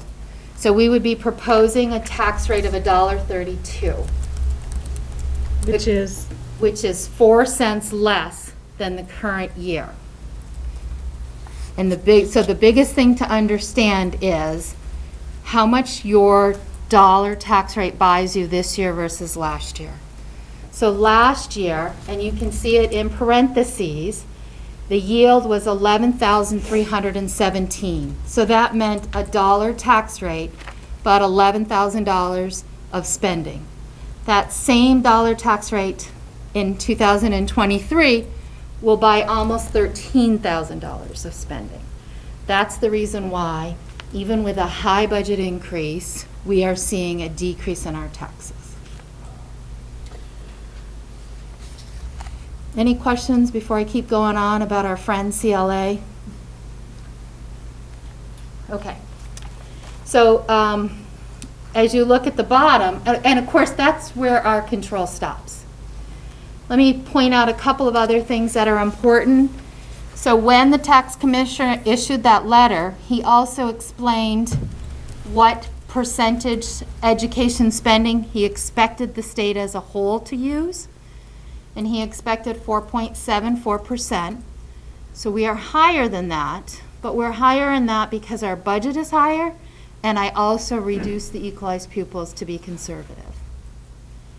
He also said that in that calculation, the average spending throughout the state was projected to be $18,023. We are below that projected average, at 17,236. The 18,000 tax rate is calculated the same no matter where you live in Vermont. That's the crux of Act 60 and Act 68. Thank you, Whiting, and the Brigham decision. So 18,237 divided by the yield gives an average statewide rate of $1.40. Our average statewide tax rate that we are proposing is $1.33. Again, or $1.32, I'm sorry. That's before CLA. So the only thing that distinguishes someone's tax rate is the town's common level of appraisal. And the purpose of that is because you want everyone to pay fairly. So unless you are appraised at exactly 100%, meaning your properties sell at exactly what they are listed on your grand list for, you're going to have a different local tax rate based on what your common level of appraisal is. If your common level of appraisal is over 100, as it is in Sudbury, you can see that the $1.33, is it 33 or 32? $1.33. Thank you. $1.33 tax rate drops down to $1.25 because it's overvalued.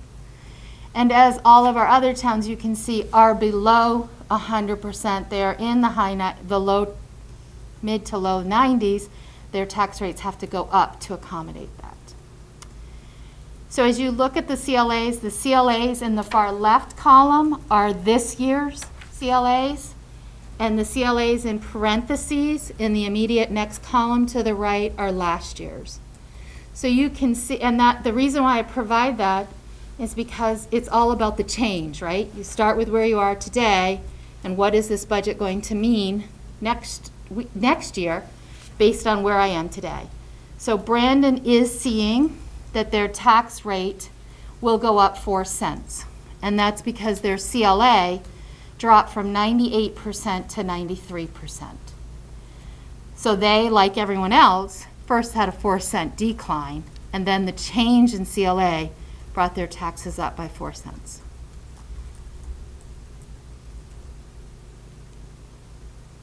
Goshen's, I think I said it earlier, had the smallest change in their CLA, not even a full percentage point, and so they are seeing a 3-cent decline. Whiting had the highest. Whiting is also a small town, and oftentimes it has to do with appealing, and I don't know if the select board are going to appeal to see if the CLA is appropriately calculated or not, but you went from 105 to 95, which is a big decline in 1 year. If you switch to the next one. So again, this is the range. So I always show you worst case scenario because I'm conservative. So that was the worst case scenario. The higher the yield, the lower the tax rate. So this is the best case scenario. And if I were predicting, I would not bet on this scenario. I wouldn't recommend that we go to the bank and say this is what's going to happen.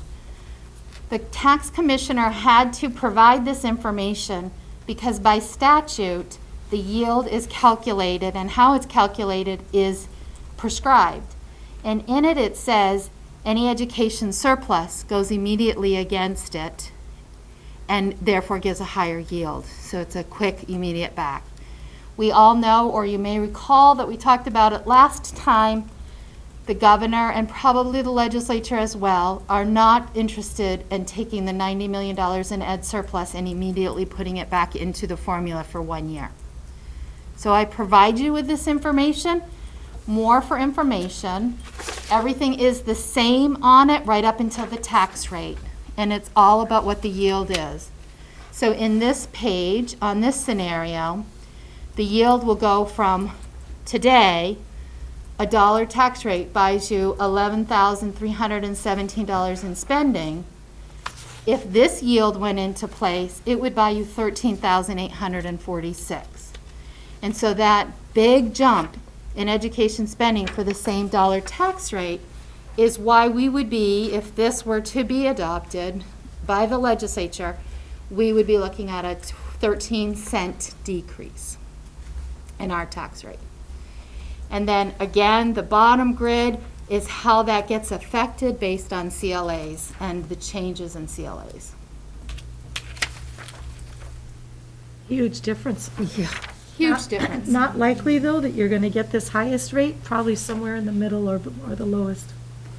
So I would recommend that we present in the town report the lowest. I think it's the most conservative. I think the legislature will provide more guidance, but not in time for us to adopt the budget. They'll provide it closer to town meeting, and we can share in what guidance they provide at that time. Sorry. No, that's fine. The next slides, I just put in or kept in, honestly, just for information. Yeah. And the slideshow will be shared with you and added to the packet. I also passed out for the people that were here, the budget by function, by object, and by site. So again, function is where are we spending our money? Objects are what are we buying? Salaries, benefits, supplies, those type of things. And then by site, of course, is each of the schools. Any questions? Thank you, Brenda, very much. I don't know if there's any questions online. You want to bring their faces back? I'll bring their faces back. Not yet. Did you guys have questions? We'll be getting another update, but the governor in his State of the State address was just absolutely giddy about all of the money. And he was talking about billions of new money. I'm just wondering how much would be coming our way and under what kind of strings. Yeah, so I'm going to guess a little bit of some of your questions because I just updated this today too. So some of the monies that's coming around are the COVID-related funds. And we just received another $62,000 and change for our after-school programs, thanks to Nancy Bird, our director. That's a total of about 104 in after-school programs. Overall, through the district, we have been awarded $9.7 million in COVID-related expenditure funds. Not all of them are spent yet because they go until September 2024, so fiscal year 24. The $90 million surplus is somewhat related to those COVID funds because many of us, including us, in 2020 repurposed funds and took them out of the general fund, if you will, and put them in the COVID pot, saving and helping contribute to the $90 million education surplus. So that is another part, and then there's more funds coming. So I'm not sure if I answered your question, Bill, but that's what I know at this point. Well, speculate's all we can do right now, I guess. I think so. I've never, it's unusual to have a $90 million education surplus. I know it. Are there any questions from anyone online?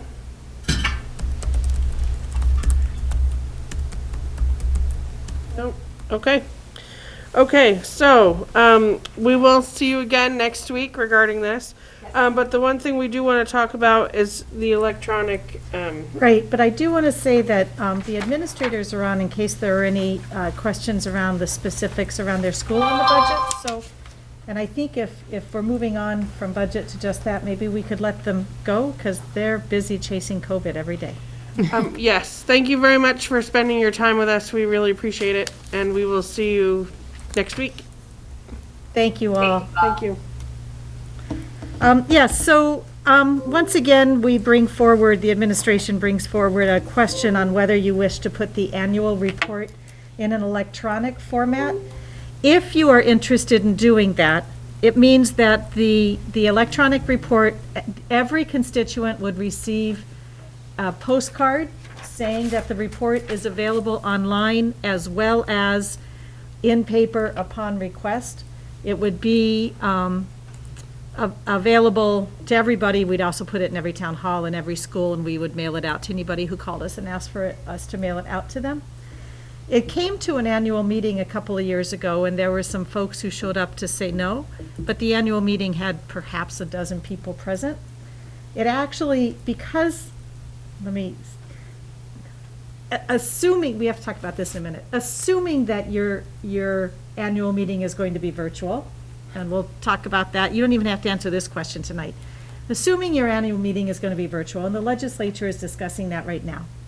Assuming it's virtual, it then means that that question goes to all of your voters, which is a much larger constituency to tell you, yes, we want this, no, we don't want this.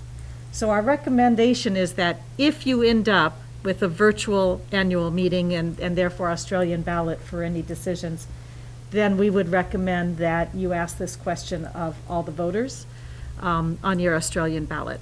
So it's not actually something you have to answer tonight, but next week you would have to pass a warning. So I wanted to bring it to your attention to think about and ask questions about if you have any. I have one. Yeah, go ahead, Becky. I was just thinking, you know, a couple years ago when this was brought up, I felt worried about that pre-COVID. And what I know now is most people have somehow figured out how to be technological. And it may make more sense now than it did a few years ago. We certainly have, haven't we? Yes, we have. Paper copies would still be made. They would not be mailed. That's the difference, unless somebody requested it, and then we would mail it to them. But they'd be available for pickup downtown locations and town offices and schools and libraries. And we do not have to make this decision tonight. We'd have to make it next week, though. Right, but I wanted to bring it to your attention to think about for next week. Okay, so just be thinking about that, and we will answer the question next week. But does anybody have any? I have a question. What would the added cost be for a mailing? You already are paying for a mailing, and so that is significant. I think it's somewhere around 10,000. I can find out for sure for you. So you wouldn't have that cost. You would be mailing fewer. You'd still be printing. There'd still be a printing cost, but you'd be mailing fewer, only those that are requested.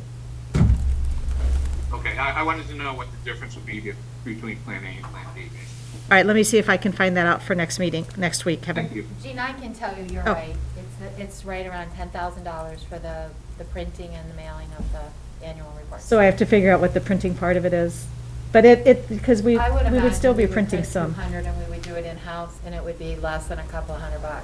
So So you're saving about $10,000. I would say you're gonna save $10,000. it's about a $10,000 savings, correct? Okay, thank you. Okay, moving on. We need to review the OVUU monitoring report compliance for superintendent performance for the RNESU board consideration. Can I just ask a quick question? Sure. Jean, did you want to talk about the two different warning styles?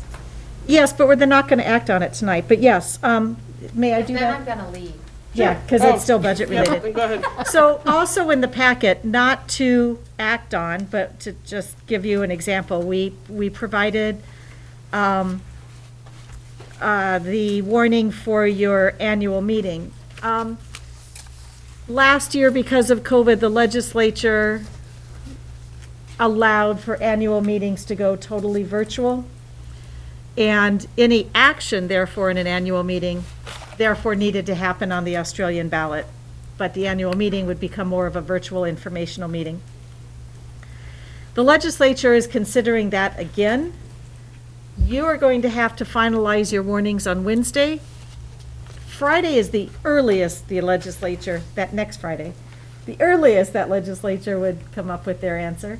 So we're probably going to ask you, if you have any interest at all of moving, of doing what you did last year with a virtual informational meeting and then Australia ballot for your action items, then we would ask you next week to actually approve both warnings and the meeting after that to withdraw one of the ones you approved, because there are certain timelines that we have to meet in order to move forward. Okay, so we'll get those to you. Are there any questions about that or about the? So if you went virtual, we would automatically mail ballots to everyone. So, no. That's not what actually they're- not that's true. not what they're So I don't know voting if you heard Brenda, so those are two different things. If you went virtual, that's just the meeting only. However, whether or not we can mail ballots is a separate question, and currently, only if the town select board, okay, this is really complicated.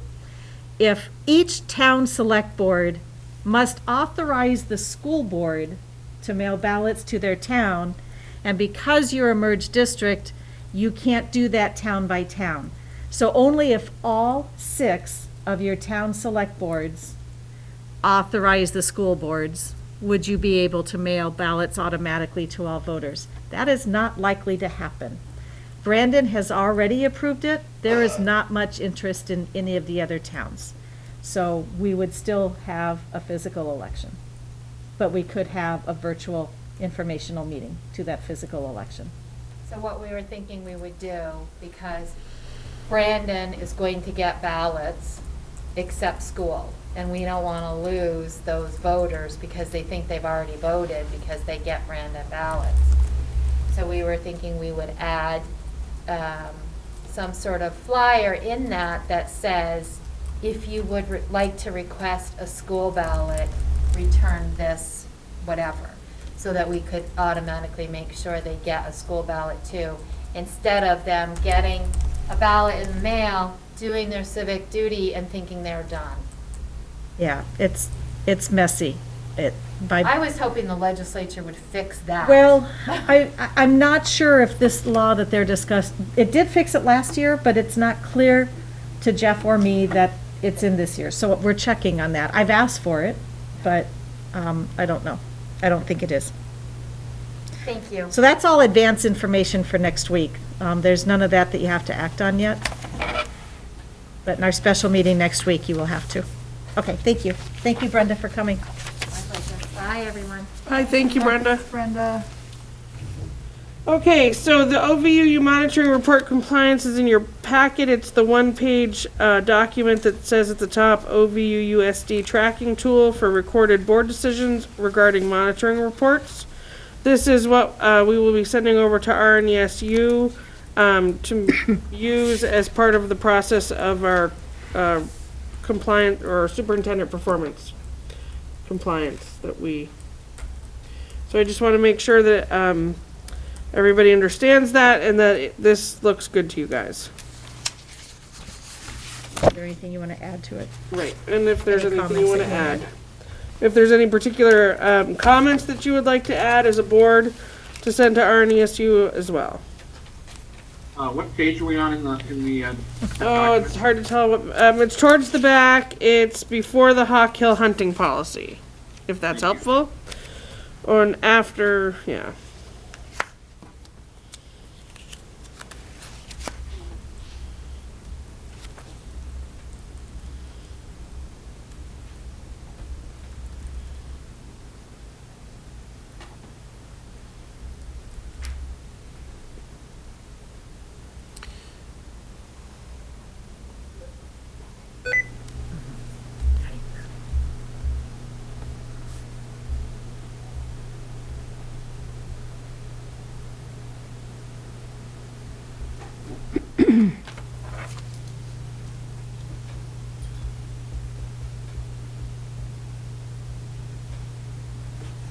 Any, I know, I was letting everyone read it. So, comments, concerns, this is what we would send over to RNESU. They would do the superintendent's evaluation at their meeting in February. Yeah, this isn't something that you change because it is what it is. It is what it is, but if there's comments that you'd like to make or something that you'd like the add. RNESU board to know, we can add it to this.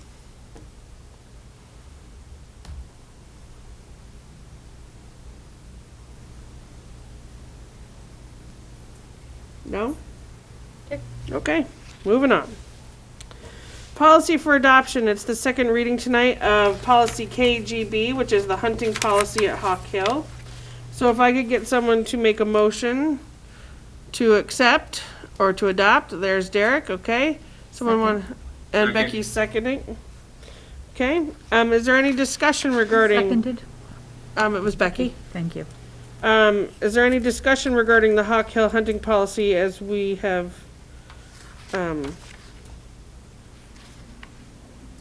seen it once already. If there's any changes that anyone wants to make, or are we good? Hearing nothing, all of those in favor of the hunting policy, policy KGB, please signify by saying aye. Raise your hand, wave at me. Perfect. Thank you for that. We now have a hunting policy. Appointing rep to the para bus driver negotiations committee. So currently, Becky and Lisa. are reps to the para bus driver negotiations committee. Becky's really an RNESU rep. That's true. So is there anyone from this board that would like to get into the business of helping negotiate a contract with the para bus driver?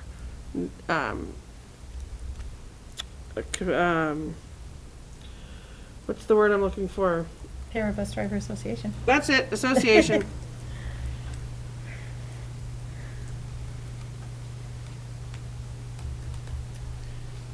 Wow, don't all speak up at once. Okay. It really would be nice if we had another member on that board. I just want to say, yeah, as go a ahead. comment, when people say they want to have more control or to be involved, that this is a very good example of that. And so by not doing that, that does what people don't want to have happen. Yep. Good point. True. It can be rewarding work. It is rewarding work. Yeah. So think about it. If you all of a sudden decide you wake up in the middle of the night that you just have to be on this committee, we can make it so. All right, board member recruitment, which is an ongoing discussion. Petitions and consent of candidate forms are due to your town clerks, for those of you who are up for re-election, Monday, January 24th.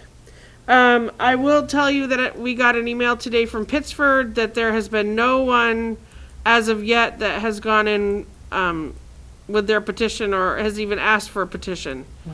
So we are, if you know of someone from Pittsford or you have someone that you think might be great and they're from Pittsford, they should definitely come to our candidate meeting next week on the 12th and find out about it so that maybe they'll pick up their ballot and get it all signed and join our board.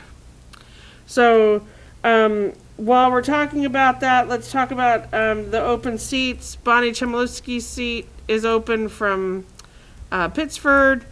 Derek's seat is open from Brandon. Barry's seat is open for a 1-year term, not a 3-year term, because he was appointed. So, and he is an at-large. So anybody from the district can go. Right, I hadn't gotten that far. Oh, sorry. So anybody from the district can go for his seat. Doesn't have to be just someone from Brandon. And Angela's seat for her Leicester seat is also up.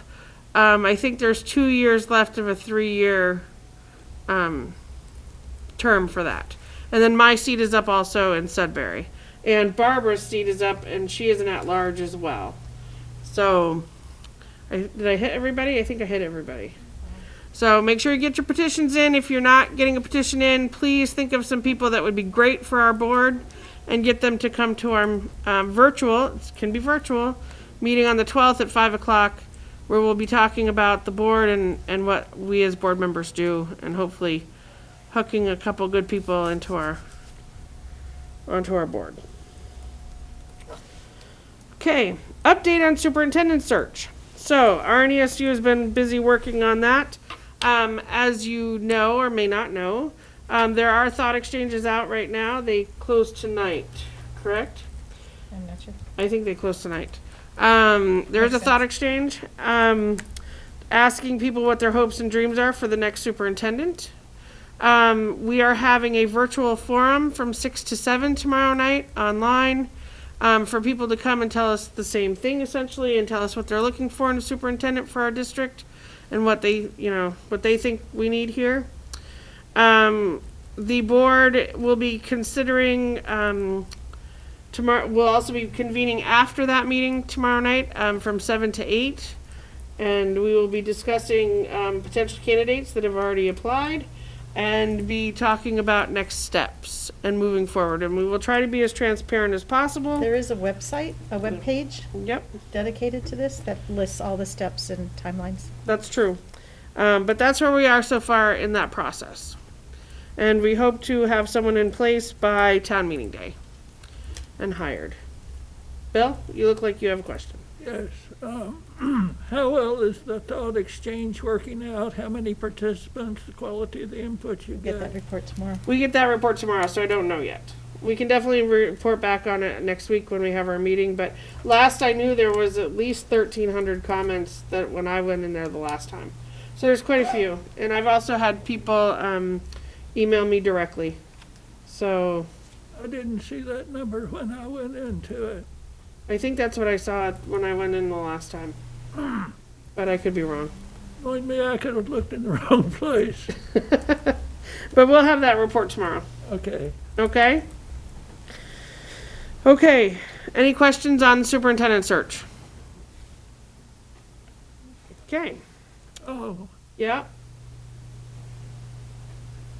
how many candidates are, We'll find that out tomorrow too. I only know that we have suppose- some, but I don't know how many. okay. So our Maybe that was a Consultant. 1,300 number. yeah, oh yeah, we had 1,300. So we'll find out tomorrow. All right, review the board annual work plan.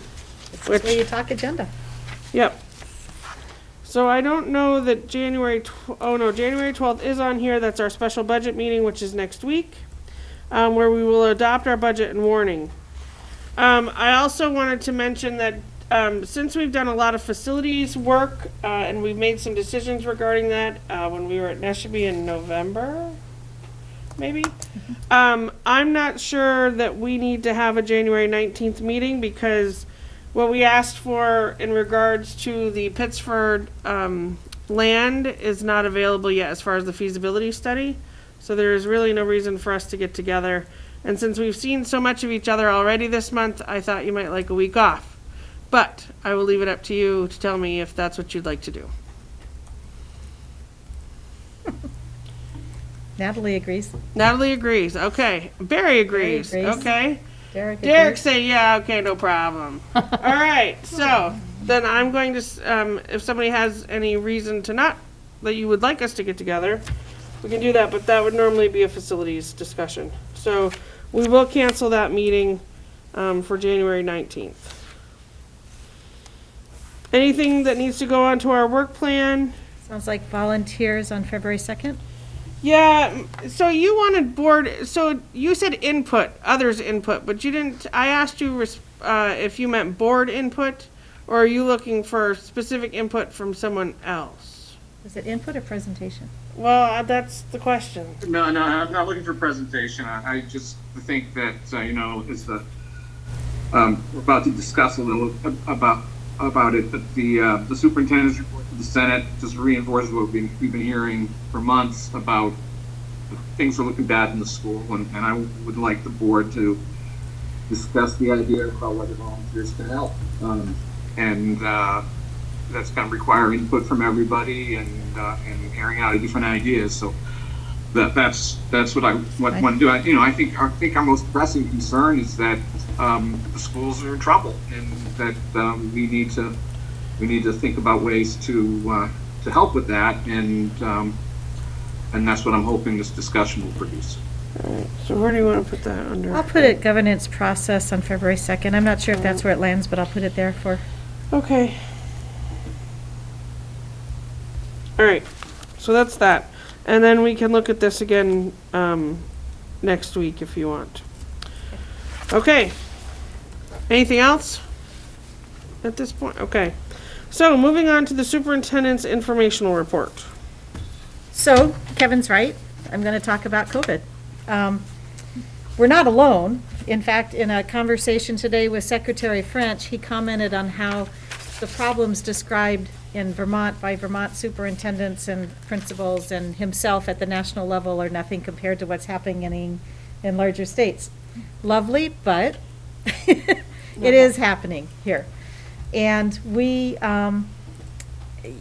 we took a brief break and came right back to COVID somewhere around last Thursday with the girls' basketball team and wrestling team. So upon returning to school on Monday, we actually were in pretty good shape at 8 o'clock in the morning.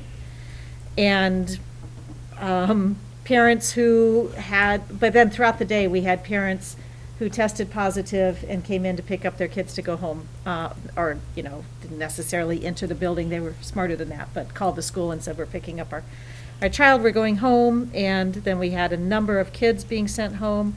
We were doing rapid antigen tests left and right on staff and children, and identified, I haven't even had a chance to stop and count, probably identified upwards of 30 cases just in the last 48 hours across all of our schools. The situation today at Otter Valley, we have nearly 30% of the student population out. We have a number of staff out, including your principal, and a third of the guidance department. District-wide, we're down 50% of our custodial staff. We had 2 drivers test positive over the weekend. It's getting pretty dire. Every school has cases. We have been doing test to stay to try to keep the kids in school, particularly at the elementary levels. But just today, during this meeting, you may have seen me on the phone because I had a number 3, to be exact, principals text me and say that they don't have any more supplies. So the cases that were identified late today are not going to be able to come in for test to stay because we no longer have test to stay supplies. The state had told us last week that what we ordered before Christmas was delayed, and the earliest we would get it is tomorrow. If we're lucky enough to get it tomorrow, we'll start test to stay on Friday. So it's pretty dire, and we're at the beginning of the latest surge. They're saying it's going to get worse over the next 4 weeks. CDC changed guidance and definitions on the 29th when everybody was out on holiday. Vermont Department of Health rapidly turned around and updated their guidance within a day, but the school guidance has not been updated. So pretty much what I'm doing all day long is interpreting the Vermont Department of Health guidance. And it's complicated because what was fully vaccinated was 2 shots, 2 weeks after your second shot, unless it's J&J, then it's 2 weeks after that shot. That's no longer fully vaccinated. Under the new VDH guidance, it's 2 shots plus a booster. And so if you only have 2 shots now, you need to quarantine, whereas you didn't need to prior to Christmas. So that's impacting more staff who need to be out. That wouldn't have been before Christmas. However, the quarantine has changed to 5 days instead of 10, as long as certain criteria is met. Criteria such as you either have no symptoms or your symptoms have significantly decreased. You have not had a fever in more than 24 hours without medication. And you have taken either an antigen test on day 4 and 5 or a PCR or LAMP test on day 5 that is negative. What we're finding is, A, people can't find the tests, so they can't take the tests. And B, they're also not testing negative after 5 days. So while the quarantine works for the asymptomatic person, the change to 5 days, it does not work for others. So that's also delaying people's return to school. It's just a very, very complicated world right now. I did testify, and I shared it with you, to Senate Education yesterday with Libby Bonesteel, the superintendent of Montpelier. We were asked to do so as part of the Vermont Superintendents Association. Also there was VSBA, the Principals Association, and the Teachers Association, Vermont NEA. And there were some very specific asks that I made. Now I'll get to, Kevin, what your question was around personnel changes.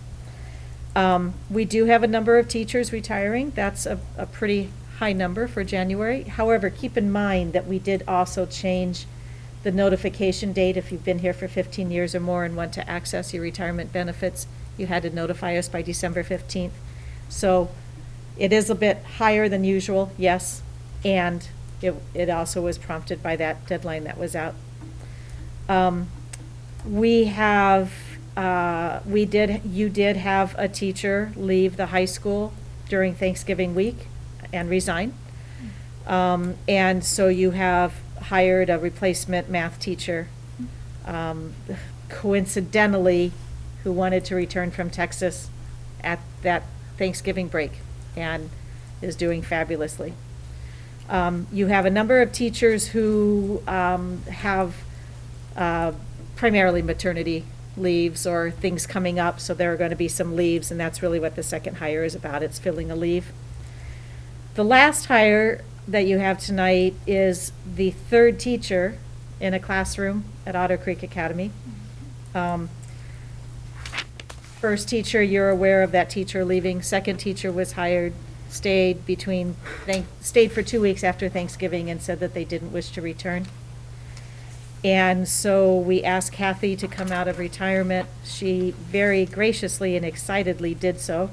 However, the Vermont does not allow retired teachers to work beyond a certain number of, to earn a certain amount, above a certain amount of dollars, which means that Kathy technically can only give us to about February break, and then we're looking for another teacher.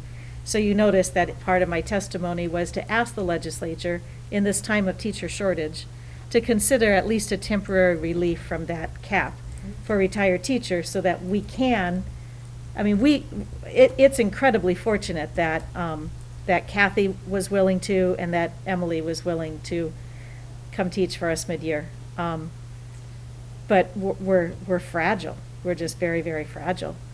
We're working on a backup plan if we can't get Kathy to stay. She's happy to stay and teach and doesn't even care if we pay her, but the union cares. That's not legal. So she's already doing phenomenally. So we really are grateful to her. Nancy McGill had come in out of retirement and subbed in kindergarten, but she also is limited. It's interesting. You can sub. That's not considered requiring a license, and so you can sub, but we put long-term subs on a long-term contract as an employee, and that does require. So we're also looking at is there any flexibility there? I don't think that there is, but because we do have a policy and a state law that says beyond 30 days the classroom teacher has to be certified. So it's tricky. I am closely watching both Otter Valley and Neshabie right now, and we may need to do some temporary closures if our numbers continue to grow in both those places. Not really that different from the days when we had really, really bad flu years, you know? Periodically, you just kind of shut down and tell everyone to go home and rest and then come back well. Problem is that on Omicron, I don't think they're going to come back well. But if we don't have enough staff to keep things running smoothly and safe, then I will need to move to remote. So we're keeping an eye on that on a daily basis. It's very anxiety provoking for teachers, students, and parents alike. But it is where we are, and it is where everybody is. We are setting up a vaccination clinic at Leicester. I think Neshabie might have one as well. The FDA and now I think CDC has just approved booster shots for 12 to 15-year-olds. My son turned 15 on Monday. Happy birthday. First thing I did is sign that consent form. He, by the way, had COVID at Christmas, second Christmas in a row. It's difficult. I don't know. It's difficult to share this information with you because it is negative. It feels like it's whining. It feels like it's, but it is the state of our schools today. And I think that you need to know. I think the public needs to know. The parents have been incredibly patient and supportive. They're also very tired of this because it affects their livelihood on a regular basis. Very last thing we want to do is close down schools, and not having supplies is just one more frustration for us to do test to stay. it's not whining at all for you to feel Thank that you. way. I appreciate that.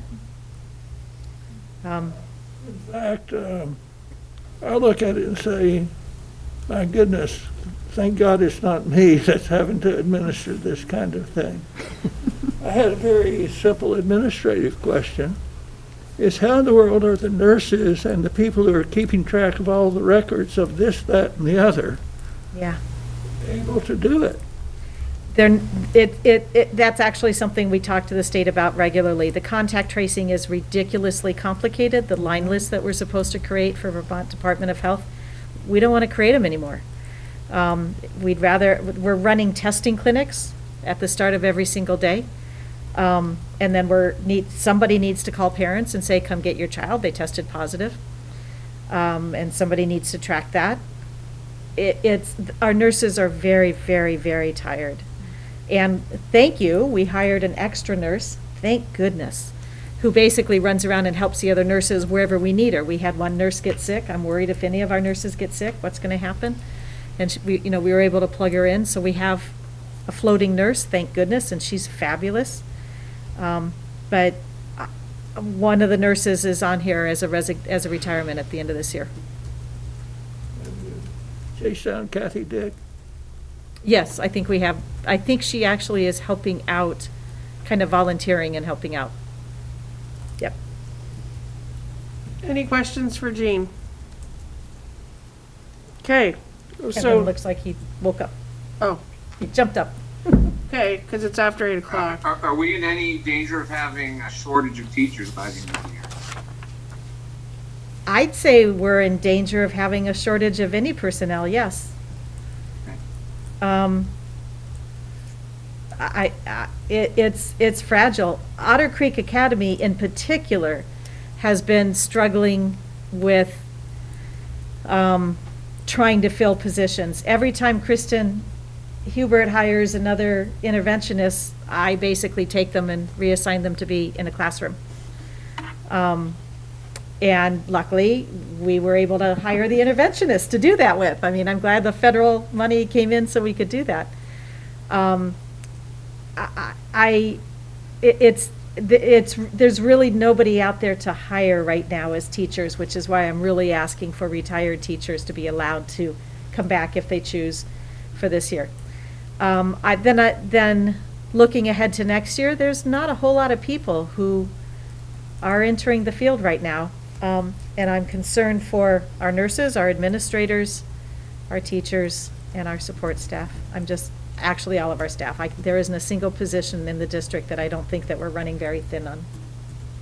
And that gives me a little bit of a focus about my request to talk about volunteerism. I'd like to know what the principals and you think that parents and other community members can do for the schools, because there are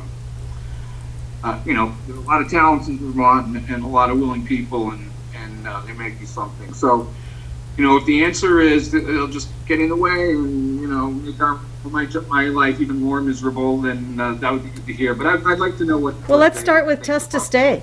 We could use volunteers at Test to Stay. The thing with volunteers is you have to have a certified person with the kids. Unless you go through a full, complete background check, which takes time and money. You cannot have a volunteer with kids alone. So we can't put a volunteer into a classroom alone. But there are places we could have volunteers. We could have volunteers at Test to Stay because we have a number of staff in there. But when you have that many kids coming through, you could have volunteers, possibly helping keep an eye on things at recess and lunch, even if we have one staff person in there who knows the kids and other people around. There are things like that. I love the dad video. Did you see that, Kevin? Yeah, that's one of the reasons that. Yeah, I love that. There are other issues with doing something like that. Again, having to do with background check. We can't have volunteers in the school that aren't under the supervision of somebody. Okay, thank you. Okay, anyone else? All right, so it is 8:13. As you'll see on our agenda, our next board meeting is scheduled for next week at 6 o'clock. The location says to be determined, but I'm gonna say it's gonna be here. It'll also be virtual, so you'll be able to zoom in if you want. And also, we are having that board member candidate information session. We will also have that here and online. So please direct people to it who might be potential board members. That would be great. And Is that, are you talking about the 12th. It's at 5 o'clock, the candidate information session, and then our meeting will be right after at 6. Thank you. Yep. So, I would say that if you are willing to leave at 8:13, that would be the end of our meeting tonight, and you can zoom off.